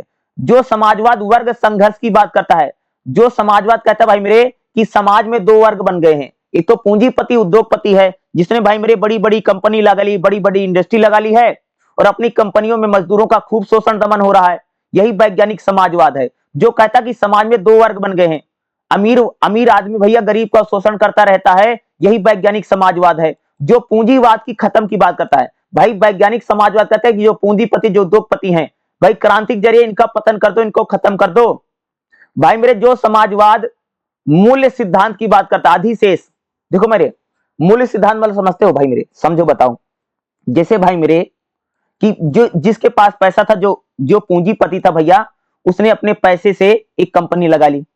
ठीक भाई, कंपनी में भाई मजदूर भी काम करता है, भाई मजदूर दिन रात काम करता है, लेकिन कंपनी को भाई मेरे जो मुनाफा होता है, जो लाभ होता है, वो सारा कौन रखता है? पूंजीपति रखता है भाई। मजदूरों को भाई मेरे कोई फायदा नहीं होता। अरे भैया मजदूरों को सिर्फ 8 घंटे का सैलरी मिलता है। कंपनी को जो भी प्रॉफिट होता है, जो भी मुनाफा होता है, वो कौन रखता है? वो सारा भैया मेरे पूंजीपति रखता है। मजदूर को कुछ नहीं मिलता है। यही भाई मेरे मूल्य सिद्धांत, यानी सारा मुनाफा पूंजीपति उद्योगपति कंपनी वाला खा जाता है, और मजदूर बेचारा भैया 8-8 घंटे काम करता है, उसको कुछ नहीं मिलता है। यही भाई अधिमूल्य का सिद्धांत है। और भाई जो वैज्ञानिक समाजवाद है या जो मार्क्सवाद की जो विचारधारा है, वही कह रही है कि भाई जो उद्योगपति जो पूंजीपति है, सारा मुनाफा सारा शोषण दमन किसानों और मजदूरों का हो रहा है। यही तो भाई मेरे वैज्ञानिक समाजवाद है, यही मार्क्सवाद है। विज्ञान वैज्ञानिकता पर आधारित है। भाई मेरे जो समाजवाद विज्ञान को आधार बना करके बात करता है, यही वैज्ञानिक समाजवाद है, जिसमें अनुभव है, जिसमें एक्सपीरियंस है। जो समाजवाद आर्थिक आधार की बात करता है, आर्थिक लिहाज से यानी फाइनेंशियली, यानी आर्थिक आधार पर जो जब हम समाज का विश्लेषण करते हैं, यही भैया है वैज्ञानिक समाजवाद। जो सामाजिक परिवर्तन की बात करता है, भाई जो समाजवाद कहता है कि समाज में बदलाव आना चाहिए, समाज में परिवर्तन होना चाहिए, यही भाई होता है वैज्ञानिक समाजवाद। ठीक है भाई मेरे, काल्पनिक समाजवाद और वैज्ञानिक समाजवाद क्या है, इसमें अंतर देखो यहां पर बता रखा ना। काल्पनिक समाजवाद क्या है? आदर्श समाज की बात करता है, नैतिकता की बात करता है, शांतिपूर्ण सुधार की बात करता है काल्पनिक समाजवाद। लेकिन भाई मेरे जो वैज्ञानिक समाजवाद है, ये विज्ञान पर आधारित है, वर्ग संघर्ष की बात करता है। और भाई वैज्ञानिक समाजवाद कहता है भाई क्रांति करके समाज में परिवर्तन लाया जा सकता है, ये वैज्ञानिक समाजवाद कहता है। तो भाई मेरे आपको एग्जाम में समाजवाद क्या है या मार्क्सवाद क्या है, भाई मेरे मार्क्सवाद को ही समाजवाद कहा जाता है। मार्क्सवादी विचारधारी देश राज समाज में समाजवाद लाना चाहती है। तो भाई मेरे एग्जाम में अगर आपसे पूछे काल्पनिक समाजवाद क्या है या वैज्ञानिक समाजवाद क्या है, या एग्जाम में अगर आपसे एग्जाम में क्वेश्चन आ जाता मार्क्सवाद क्या है, तो मार्क्सवाद को ही भाई मेरे हम लोग समाजवाद कहते हैं। तो जो मैं बता रहा हूं यही आपको भाई मेरे एग्जाम में लिख करके आना है, जितना मैं आपको बताया हूं। अगला भाई हमारा 10-10 नंबर के आपको एग्जाम में भाई मेरे कई सारे क्वेश्चन पूछे जा सकते हैं। तो 10-10 वाले कुछ बता दे रहा हूं जो कई बार आए हैं। देखिएगा, कल्याणवाद क्या है, कई बार कल्याणवाद आपसे एग्जाम में पूछा, खाली इतना ही लिख देगा कल्याणवाद क्या, 10 नंबर में आएगा, ठीक है। क्योंकि इस एग्जाम में भाई मेरे 10-10 नंबर के भी क्वेश्चन आते हैं। जैसे चौथा क्वेश्चन आएगा, 8वां क्वेश्चन आएगा जिसमें 10-10 नंबर की दो, और भैया 10 नंबर के लिए खाली 2 पन्ने लिखने, 2 पेज से ज्यादा, और 20 नंबर के लिए भाई मेरे एग्जाम में 4 पेज लिखना होता है, मैंने पहले ही बता रखा है। देखिएगा कल्याणवाद क्या, देखिएगा कल्याणवाद एक प्रकार की विचारधारा है। कल्याणवाद भैया कहता है कि राज्य जो है वो कानून व्यवस्था को बनाए रखे और भाई मेरे जो नागरिक हैं उनके सामाजिक और आर्थिक विकास करे, यही भैया कल्याणवाद। कल्याणवाद समझते भाई मेरे? अरे भाई मेरे कल्याणवाद यही भाई मेरे, देखते नहीं भैया हमारे देश में भाई मेरे 5 किलो राशन मिलता है, सबको मिलता है, गरीबों के लिए ना। सरकार ने भैया अस्पताल खुलवा रखा है जहां पर आप कम पैसे में इलाज करवा सकते हैं। भाई देखते हैं रेलवे में भाई कम पैसे में टिकट हो जाता है, सरकारी अस्पताल है, सरकारी बसें हैं। यानी सरकार भाई मेरे जब गरीबों की भलाई के लिए काम करती है, जब सरकार गरीब आदमी के लिए काम करती है, इसी को भाई हम बोलते हैं भाई कल्याणवाद, इसी को बोलते हैं भाई मेरे वेलफेयर स्टेट। कल्याणवाद क्या है कि भाई मेरे जब सरकार गरीबों के लिए, असहाय के लिए, महिलाओं के लिए, बुजुर्गों के लिए भाई मेरे जब सरकार इनको रियायत देती है, इनको सब्सिडी देती है, भाई मेरे इसी को हम लोग कहते हैं भाई कल्याणवाद। देखते नहीं भाई हमारे देश में 5 किलो राशन मिलता है ना, तो यही कल्याणवाद है। यानी सरकार भैया जनता का कल्याण चाहती, जनता की भलाई चाहती, जनता का हित हो। भाई जो जनता गरीब है, जो जनता के पास भैया पैसा नहीं है, जो गरीब और असहाय जो जनता हमारी है, जिसके पास रुपया पैसा नहीं है, जो बहुत गरीब है, भाई इनको सरकार कुछ पैसा दे करके, कुछ रुपया दे करके इनका भी भला करती है। यही होता भैया कल्याणवाद। देखने भाई मेरे 5 किलो राशन भाई हमारे देश में हर गरीब आदमी को मिल रहा है। उसी प्रकार से भाई जो बुजुर्ग लोग हैं उनको सरकार भाई तीर्थ यात्रा करवाती है। उसी प्रकार से अगर आप देखो भाई हमारे देश में जो गरीब बच्चे स्कूल में पढ़ते हैं उनको सरकार भाई स्कॉलरशिप देती है ताकि वो लोग आगे पढ़ाई कर सकें। यही तो कल्याणवाद है भाई। कल्याणवाद यही है कि जो गरीब समुदाय है, जो गरीब तबका है, उसको सरकार भैया कुछ रुपए से, पैसे कुछ मदद करती है ताकि वह भी समाज में अच्छा जीवन जी सकें। यही कल्याणवाद है। इसी को भाई हम लोग कहते हैं वेलफेयर स्टेट या वेलफेयर, इसी को कहा जाता है, ठीक है। कल्याणवाद क्या है भाई? जहां पर शिक्षा, रोजगार, स्वास्थ्य राज्य सरकार की जिम्मेदारी है भाई, सबको शिक्षा मिले, सबका स्वास्थ्य बढ़िया हो, सबको नौकरी मिले, यही तो कल्याणवाद है। देखते हैं भाई हमारे देश में क्या है भाई, सरकार भाई हर आदमी को पढ़ाने का प्रयास करती है। भाई देखते नहीं सरकार ने भाई सरकारी स्कूल खोल करके फ्री में पढ़ा रही है, कम से कम पैसे में पढ़ा रही है। सरकार भाई सरकारी अस्पताल खोल करके गरीब आदमी का इलाज करवा रही है। सरकार भैया लोगों को नौकरी देने का काम करती है। यही तो कल्याणवाद है।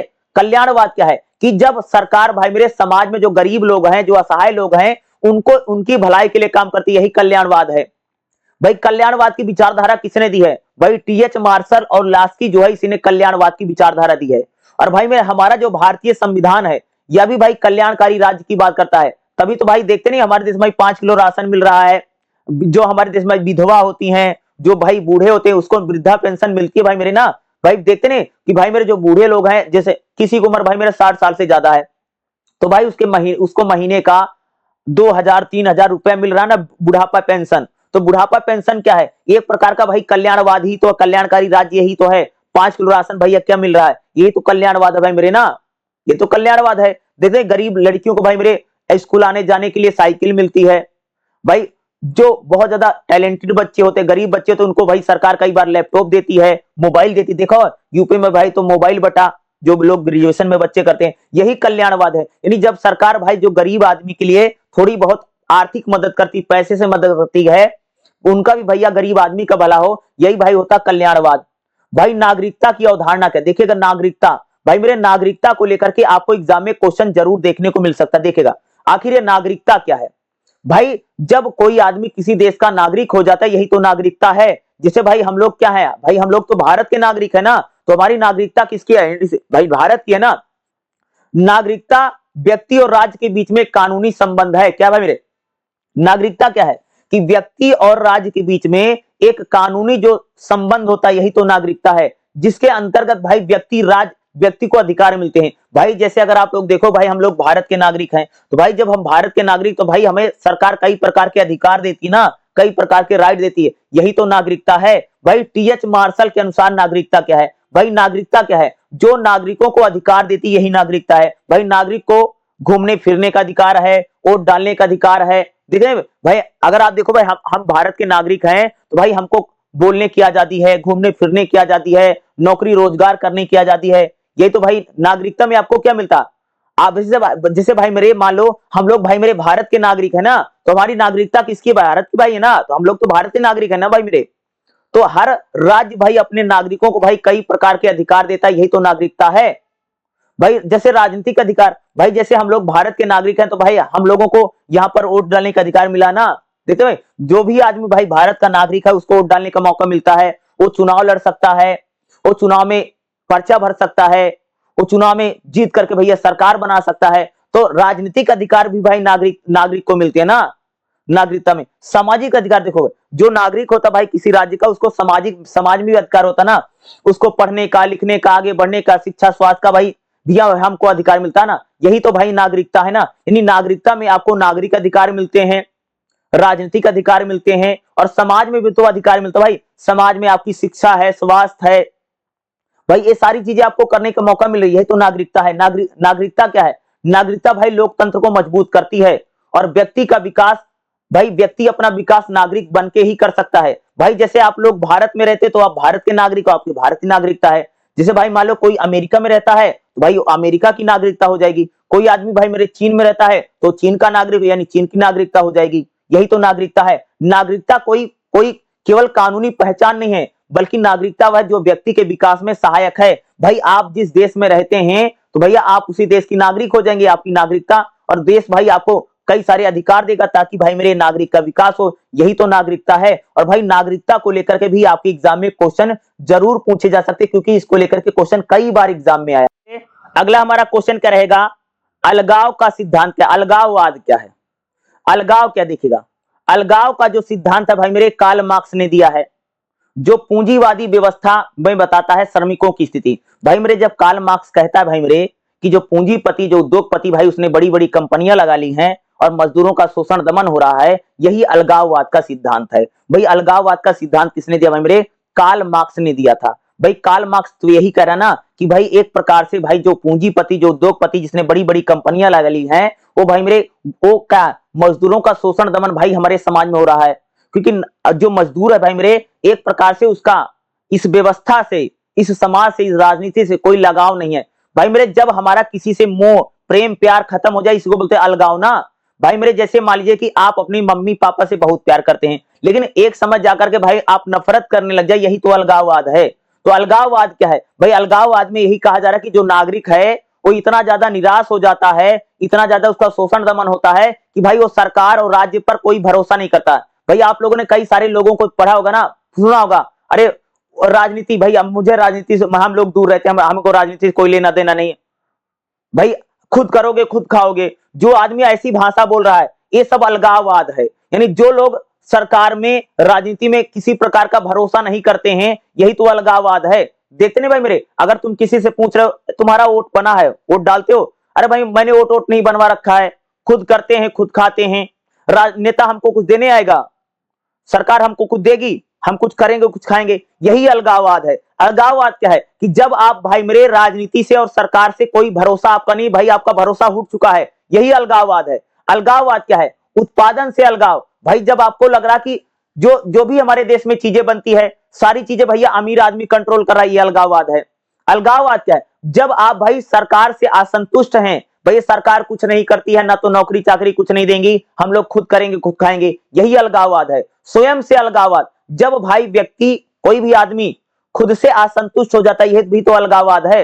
भाई जो मजदूर होता है उसको हमेशा लगता है भाई अरे पैसे वाला भैया हमको हमेशा डराता रहेगा, धमकाता रहता है, सताता रहेगा, यही तो अलगाववाद है। भाई मेरे जब हमारे देश के गरीबों को लगता है कि भैया सरकार खाली अमीर आदमी की सुनता है, गरीबों के लिए भैया कोई नहीं है, तो गरीब आदमी के मन में ये बैठ जाता है भाई ये सरकार है, बड़े आदमी है यार, हमारा थोड़ी कुछ करेंगे। सुनवाई भैया किसकी है? अमीर आदमी का हर जगह भैया चलती है, गरीब का कहां चलता है? यही अलगाववाद है कि जब आदमी किसी व्यवस्था में या किसी चीज में भरोसा नहीं करता है, जब भाई आदमी का भरोसा सरकार से, राज्य से, कानून से भैया उठ जाता है, यही अलगाववाद है। देखते हैं लोग पुलिस पर, अरे पुलिस वाले भैया ऐसे होते हैं, सरकारें काम कहां करती हैं, वो कुछ करती नहीं, खाली नेता आते हैं वोट देकर, वोट ले लेके चले जाते हैं, फिर 5 साल तक आते नहीं। यही अलगाववाद है, यानी जब आप किसी व्यवस्था में विश्वास नहीं करते हैं, यही अलगाववाद है। अलगाववाद क्या है? जब भाई निजी स्वामित्व हो, जब हम लोग खाली अपनी बात करते, भैया अपना पैसा हो, धन हो, पैसा हो, यही बहुत है, सरकार फरकार कुछ नहीं होती है, या राज्य कुछ नहीं होता है, का नेता फेता, यही क्या है? यही अलगाववाद। यानी आप किसी व्यवस्था में विश्वास नहीं करें, यही अलगाववाद है। पूंजीवादी शोषण, जो भाई जो कह रहा कि भाई जो पैसे वाला आदमी वो गरीब का शोषण करता रहता है, यही अलगाववाद है। अलगाववाद क्या है? मानव गरिमा को नष्ट करता है। जब भाई आदमी को लगे कि भाई मेरी कहीं सुनवाई नहीं है, न तो देश में सुनवाई है, न तो इस राज्य में सुनवाई है, न मेरा नेता सुनता है, न सरकार सुनती है, तो वह ऐसे समय में जो व्यक्ति होता है भाई मेरे, उसमें एक प्रकार से अनमनापन आ जाता है, उसको व्यवस्था राजनीति से मोह भंग हो जाता है। यही अलगाववाद है भाई। अलगाववाद भाई मेरे आपको एग्जाम में पूछा जा सकता है, इसलिए इस क्वेश्चन को जरूर करके जाइए, कई बार एग्जाम में आया है। तो मेरे अगला हमारा क्वेश्चन कर मेरे क्लासिकल समाजवाद क्या है? क्लासिकल समाजवाद भाई मेरे कई बार एग्जाम में पूछा गया, देखिएगा क्लासिकल समाजवाद क्या है? समाजवाद की जो शुरुआती जो विचारधारा वही क्लासिकल समाजवाद है। जो समाजवाद भैया कहता कि बड़े बड़े जो उद्योग धंधे लगे हैं, वो उसमें भाई मेरे मजदूरों का शोषण दमन हो रहा है, यही होता भाई मेरे क्लासिकल समाजवाद। क्लासिकल समाजवाद क्या है? सेंट साइमन, चार्ल्स फूरियो और रॉबर्ट ओवन ने दिया है। क्लासिकल समाजवाद क्या है? जो समानता, देखो भाई मैं क्लासिकल, अगर मैं समाजवाद की बात करूं, क्लासिकल समाजवाद क्या है पहले मैं समझूंगा। भाई क्लासिकल समाजवाद किसने दिया? भाई कार्ल मार्क्स ने दिया है और फ्रेडरिक एंगल ने दिया है। भाई कार्ल मार्क्स यही कह रहा है भाई मेरे कि जो उद्योगपति है, जो पूंजीपति है, जो पैसे वाले हैं, भाई इन लोगों ने एक प्रकार से क्या कर रखा है, जो पूंजीपति जो उद्योगपति होता भाई मेरे, इसने बड़ी बड़ी कंपनियां लगाई हैं, और भैया बड़ी बड़ी कंपनियों में मजदूरों का शोषण व दमन होता है। यही भाई मेरे क्लासिकल समाजवाद है, जो कहता भाई समाज में शोषण है, समाज में भाई पूंजीपति और मजदूर में संघर्ष है। भाई मजदूरों को कौन परेशान कर रहा है? पूंजीपति उद्योगपति परेशान कर रहे हैं। यही भाई हमारा क्या होता है, इसी को हम लोग क्या कहते हैं भाई मेरे, क्लासिकल समाजवाद कहा जाता है। और भाई मेरे क्लासिकल समाजवाद भाई मेरे बहुत इंपॉर्टेंट है, आपके एग्जाम में भाई मेरे 100% कह सकता हूं कि क्वेश्चन आपको देखने को मिलेगा आएगा भाई क्लासिकल समाजवाद का। भाई मेरे अगला हमारा क्वेश्चन क्या रहेगा? राजनीति क्या है? विस्तृत और बताओ भाई राजनीति क्या है? इस प्रकार का क्वेश्चन भाई मेरे आपको एग्जाम में बहुत बार पूछा गया, आखिर राजनीति क्या है या राजनीति क्या होती है। देखिएगा राजनीति क्या है? राजनीति मानव समाज की वह प्रक्रिया है जिसके माध्यम से सत्ता, अधिकार और संसाधनों को भाई कंट्रोल किया। भाई राजनीति तो भाई समाज को चलाती है, राजनीति भैया सरकार को चलाती है। भाई राजनीति तो क्या करती भाई? नागरिकों को अधिकार कहां से मिलता भाई? राजनीति से तो मिलता है। राजनीति क्या भाई? जो सरकार, सत्ता, पावर को चलाती है, यही तो भाई राजनीति है। समाज में नीति, नियम, कानून भैया कौन बनाता है? भाई राजनीति ही तो बनाती है। क्या है कि अगर बात करूं राजनीति क्या है, राजनीति भाई क्या करती है, कोई भी निर्णय लेती है भाई समाज के लिए नियम कानून बनाने का भाई कौन काम करता है? राजनीति करती है। क्या है? समाज में जो भी नियम बनते हैं, जो भी कानून बनते हैं, उसको कौन बनाता है भाई मेरे? राजनीति ही बनाती है। याद रखिएगा।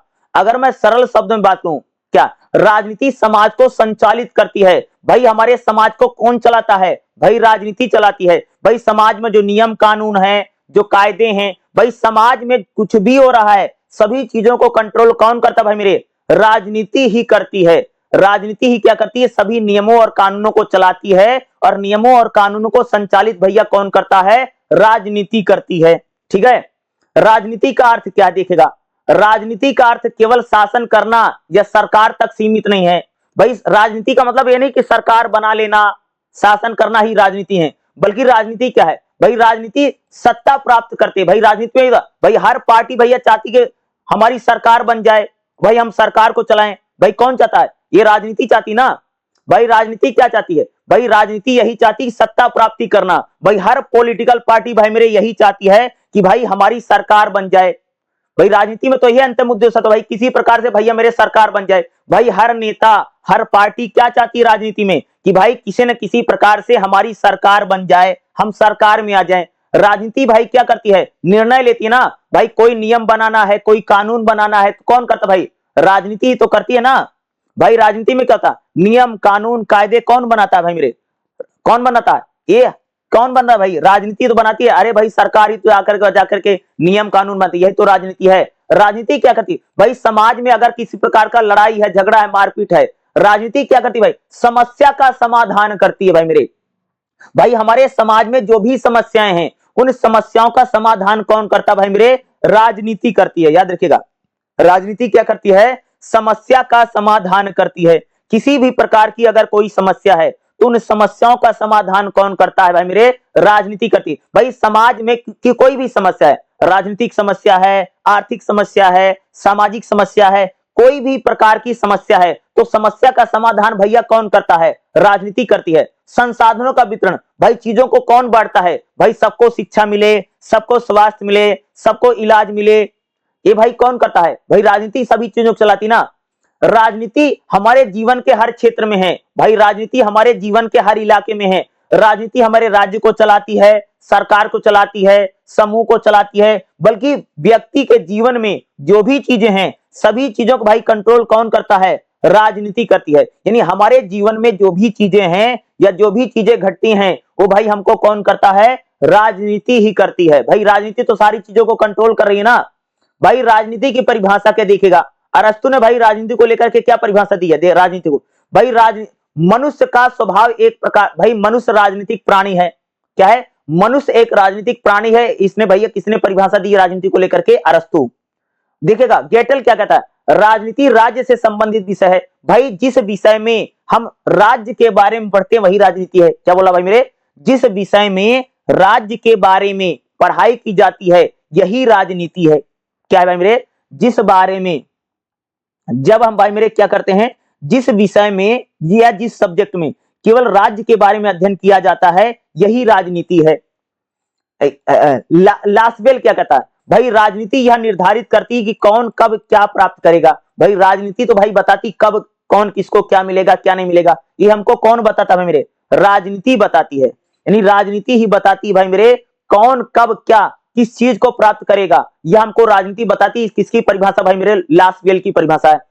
डेविड स्टर्न कहता है भाई, राजनीति समाज के मूल्यों को वितरण करती है भाई। समाज में जो भी चीजें उसको बांटता कौन है भाई, राजनीति करती है। बर्क क्या कहता है, राजनीति एक कला है जिसके द्वारा समाज को चलाया जाता है। बर्क भैया कहता कि राजनीति क्या है, एक प्रकार की कला है जिसके जरिए समाज का संचालन किया जाता है, यही राजनीति है भाई। अलग अलग लोगों ने भाई मेरे राजनीति को लेकर के अलग अलग विचार दिए हैं, अलग अलग बातें बताई हैं भाई। राजनीति क्या है, राजनीति का कौन कौन सा भाई, राजनीति किसकी बात करती है, सत्ता और अधिकार की बात है भाई। राजनीति में हर कोई चाहता भाई हमारी सरकार बन जाए, हम पावर में आ जाएं, हम नियम कानून बनाएं भाई। राजनीति तो अधिकार की बात करती भाई, हर पार्टी भाई मेरे चाहती राजनीति में कि भाई हमारी सरकार बन जाए, हम सरकार में हम प्रधानमंत्री बन जाए, मुख्यमंत्री बन जाए भाई। हर कोई राजनीति में तो यही चाहता ना।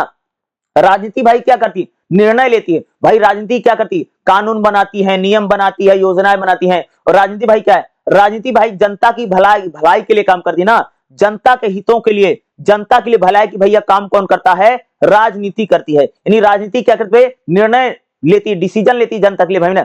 राजनीति क्या करती है, समस्या का समाधान करती है भाई। समाज में जो भी समस्या है भाई, समाज में हिंदू मुसलमान लड़ रहे हैं, दो जाति के लोग लड़ रहे हैं, तो इन समस्याओं का समाधान भैया कौन करता है, राजनीति करती है। यानी राजनीति भाई मेरे सभी प्रकार की जो समस्याएं होती हैं उन समस्याओं का समाधान कौन करता भाई, राजनीति करती है। यानी समाज में जो प्रॉब्लम है, जो सिचुएशंस हैं, उन प्रॉब्लम और सिचुएशन को भैया कौन कंट्रोल करता है, राजनीति करती है। राजनीति भाई समस्या का समाधान करती है। समाज में कोई भी समस्या है उन समस्या का समाधान कानून बनाकर भैया राजनीति करती है। राजनीति भाई, राजनीति क्या है, जैसे हमारी संसद है, पार्लियामेंट है, चुनाव है, यही तो भैया राजनीति है ना। अरे भैया नेता जो करते हैं, नेता चुनाव लड़ता है, नेता जनता की बातें उठाता है, नेता सरकार बनाते हैं, यही तो भाई राजनीति है। यानी सरकार, संसद, न्यायपालिका, पॉलिटिकल पार्टी, चुनाव, आंदोलन, ये भाई क्या है, यही तो सारी राजनीति से जुड़ी चीजें हैं। राजनीति भैया प्रकृति क्या है, राजनीति भाई हर जगह पर है। व्यक्ति के जीवन में भाई राजनीति हर जगह विद्यमान है। राजनीति भाई समय के साथ बदलती रहती है, यानी गतिशील होती है राजनीति ना। राजनीति भाई समय के साथ परिवर्तनीय है, गतिशील है। राजनीति भाई परिवर्तन और गतिशीलता हमेशा रहती है। शक्ति और प्रभाव पर आधारित है। राजनीति भाई हमेशा शक्ति की बात करती है, सत्ता प्राप्त करते शक्ति प्राप्त करके सत्ता प्राप्त कर। राजनीति भाई क्या करती है, समाज में बदलाव। राजनीति का महत्व है, राजनीति हमारे राज्य को चलाती है, हमारे समाज को चलाती है। राजनीति भाई लोगों को अधिकार देती है। लोगों की समस्याओं का समाधान कौन करता भाई मेरे, राजनीति करती है। भाई राजनीति में क्या नहीं, राजनीति केवल संघर्ष ही नहीं है, बल्कि राजनीति भाई समस्या का समाधान करती है। राजनीति केवल सरकार ही नहीं, बल्कि राजनीति भाई समाज को भी चलाती है। राजनीति केवल चुनाव तक नहीं है, बल्कि व्यक्ति के जीवन में जो भी चीजें हैं, सभी चीजें भाई राजनीति विद्यमान होती रहती है। निष्कर्ष क्या लिखे भाई मेरे, राजनीति समाज को एक संगठित करती है, समाज को चलाने जो चीज चलाती भाई वो राजनीति करती है। राजनीति सत्ता, निर्णय, मूल्यों की बात करती है। और हमारे लोकतंत्र को भैया कौन चलाता, राजनीति करती है। और राजनीति भाई जनता की भलाई के लिए और जनता की कल्याण के लिए भाई कौन काम करता भाई मेरे, राजनीति करती है।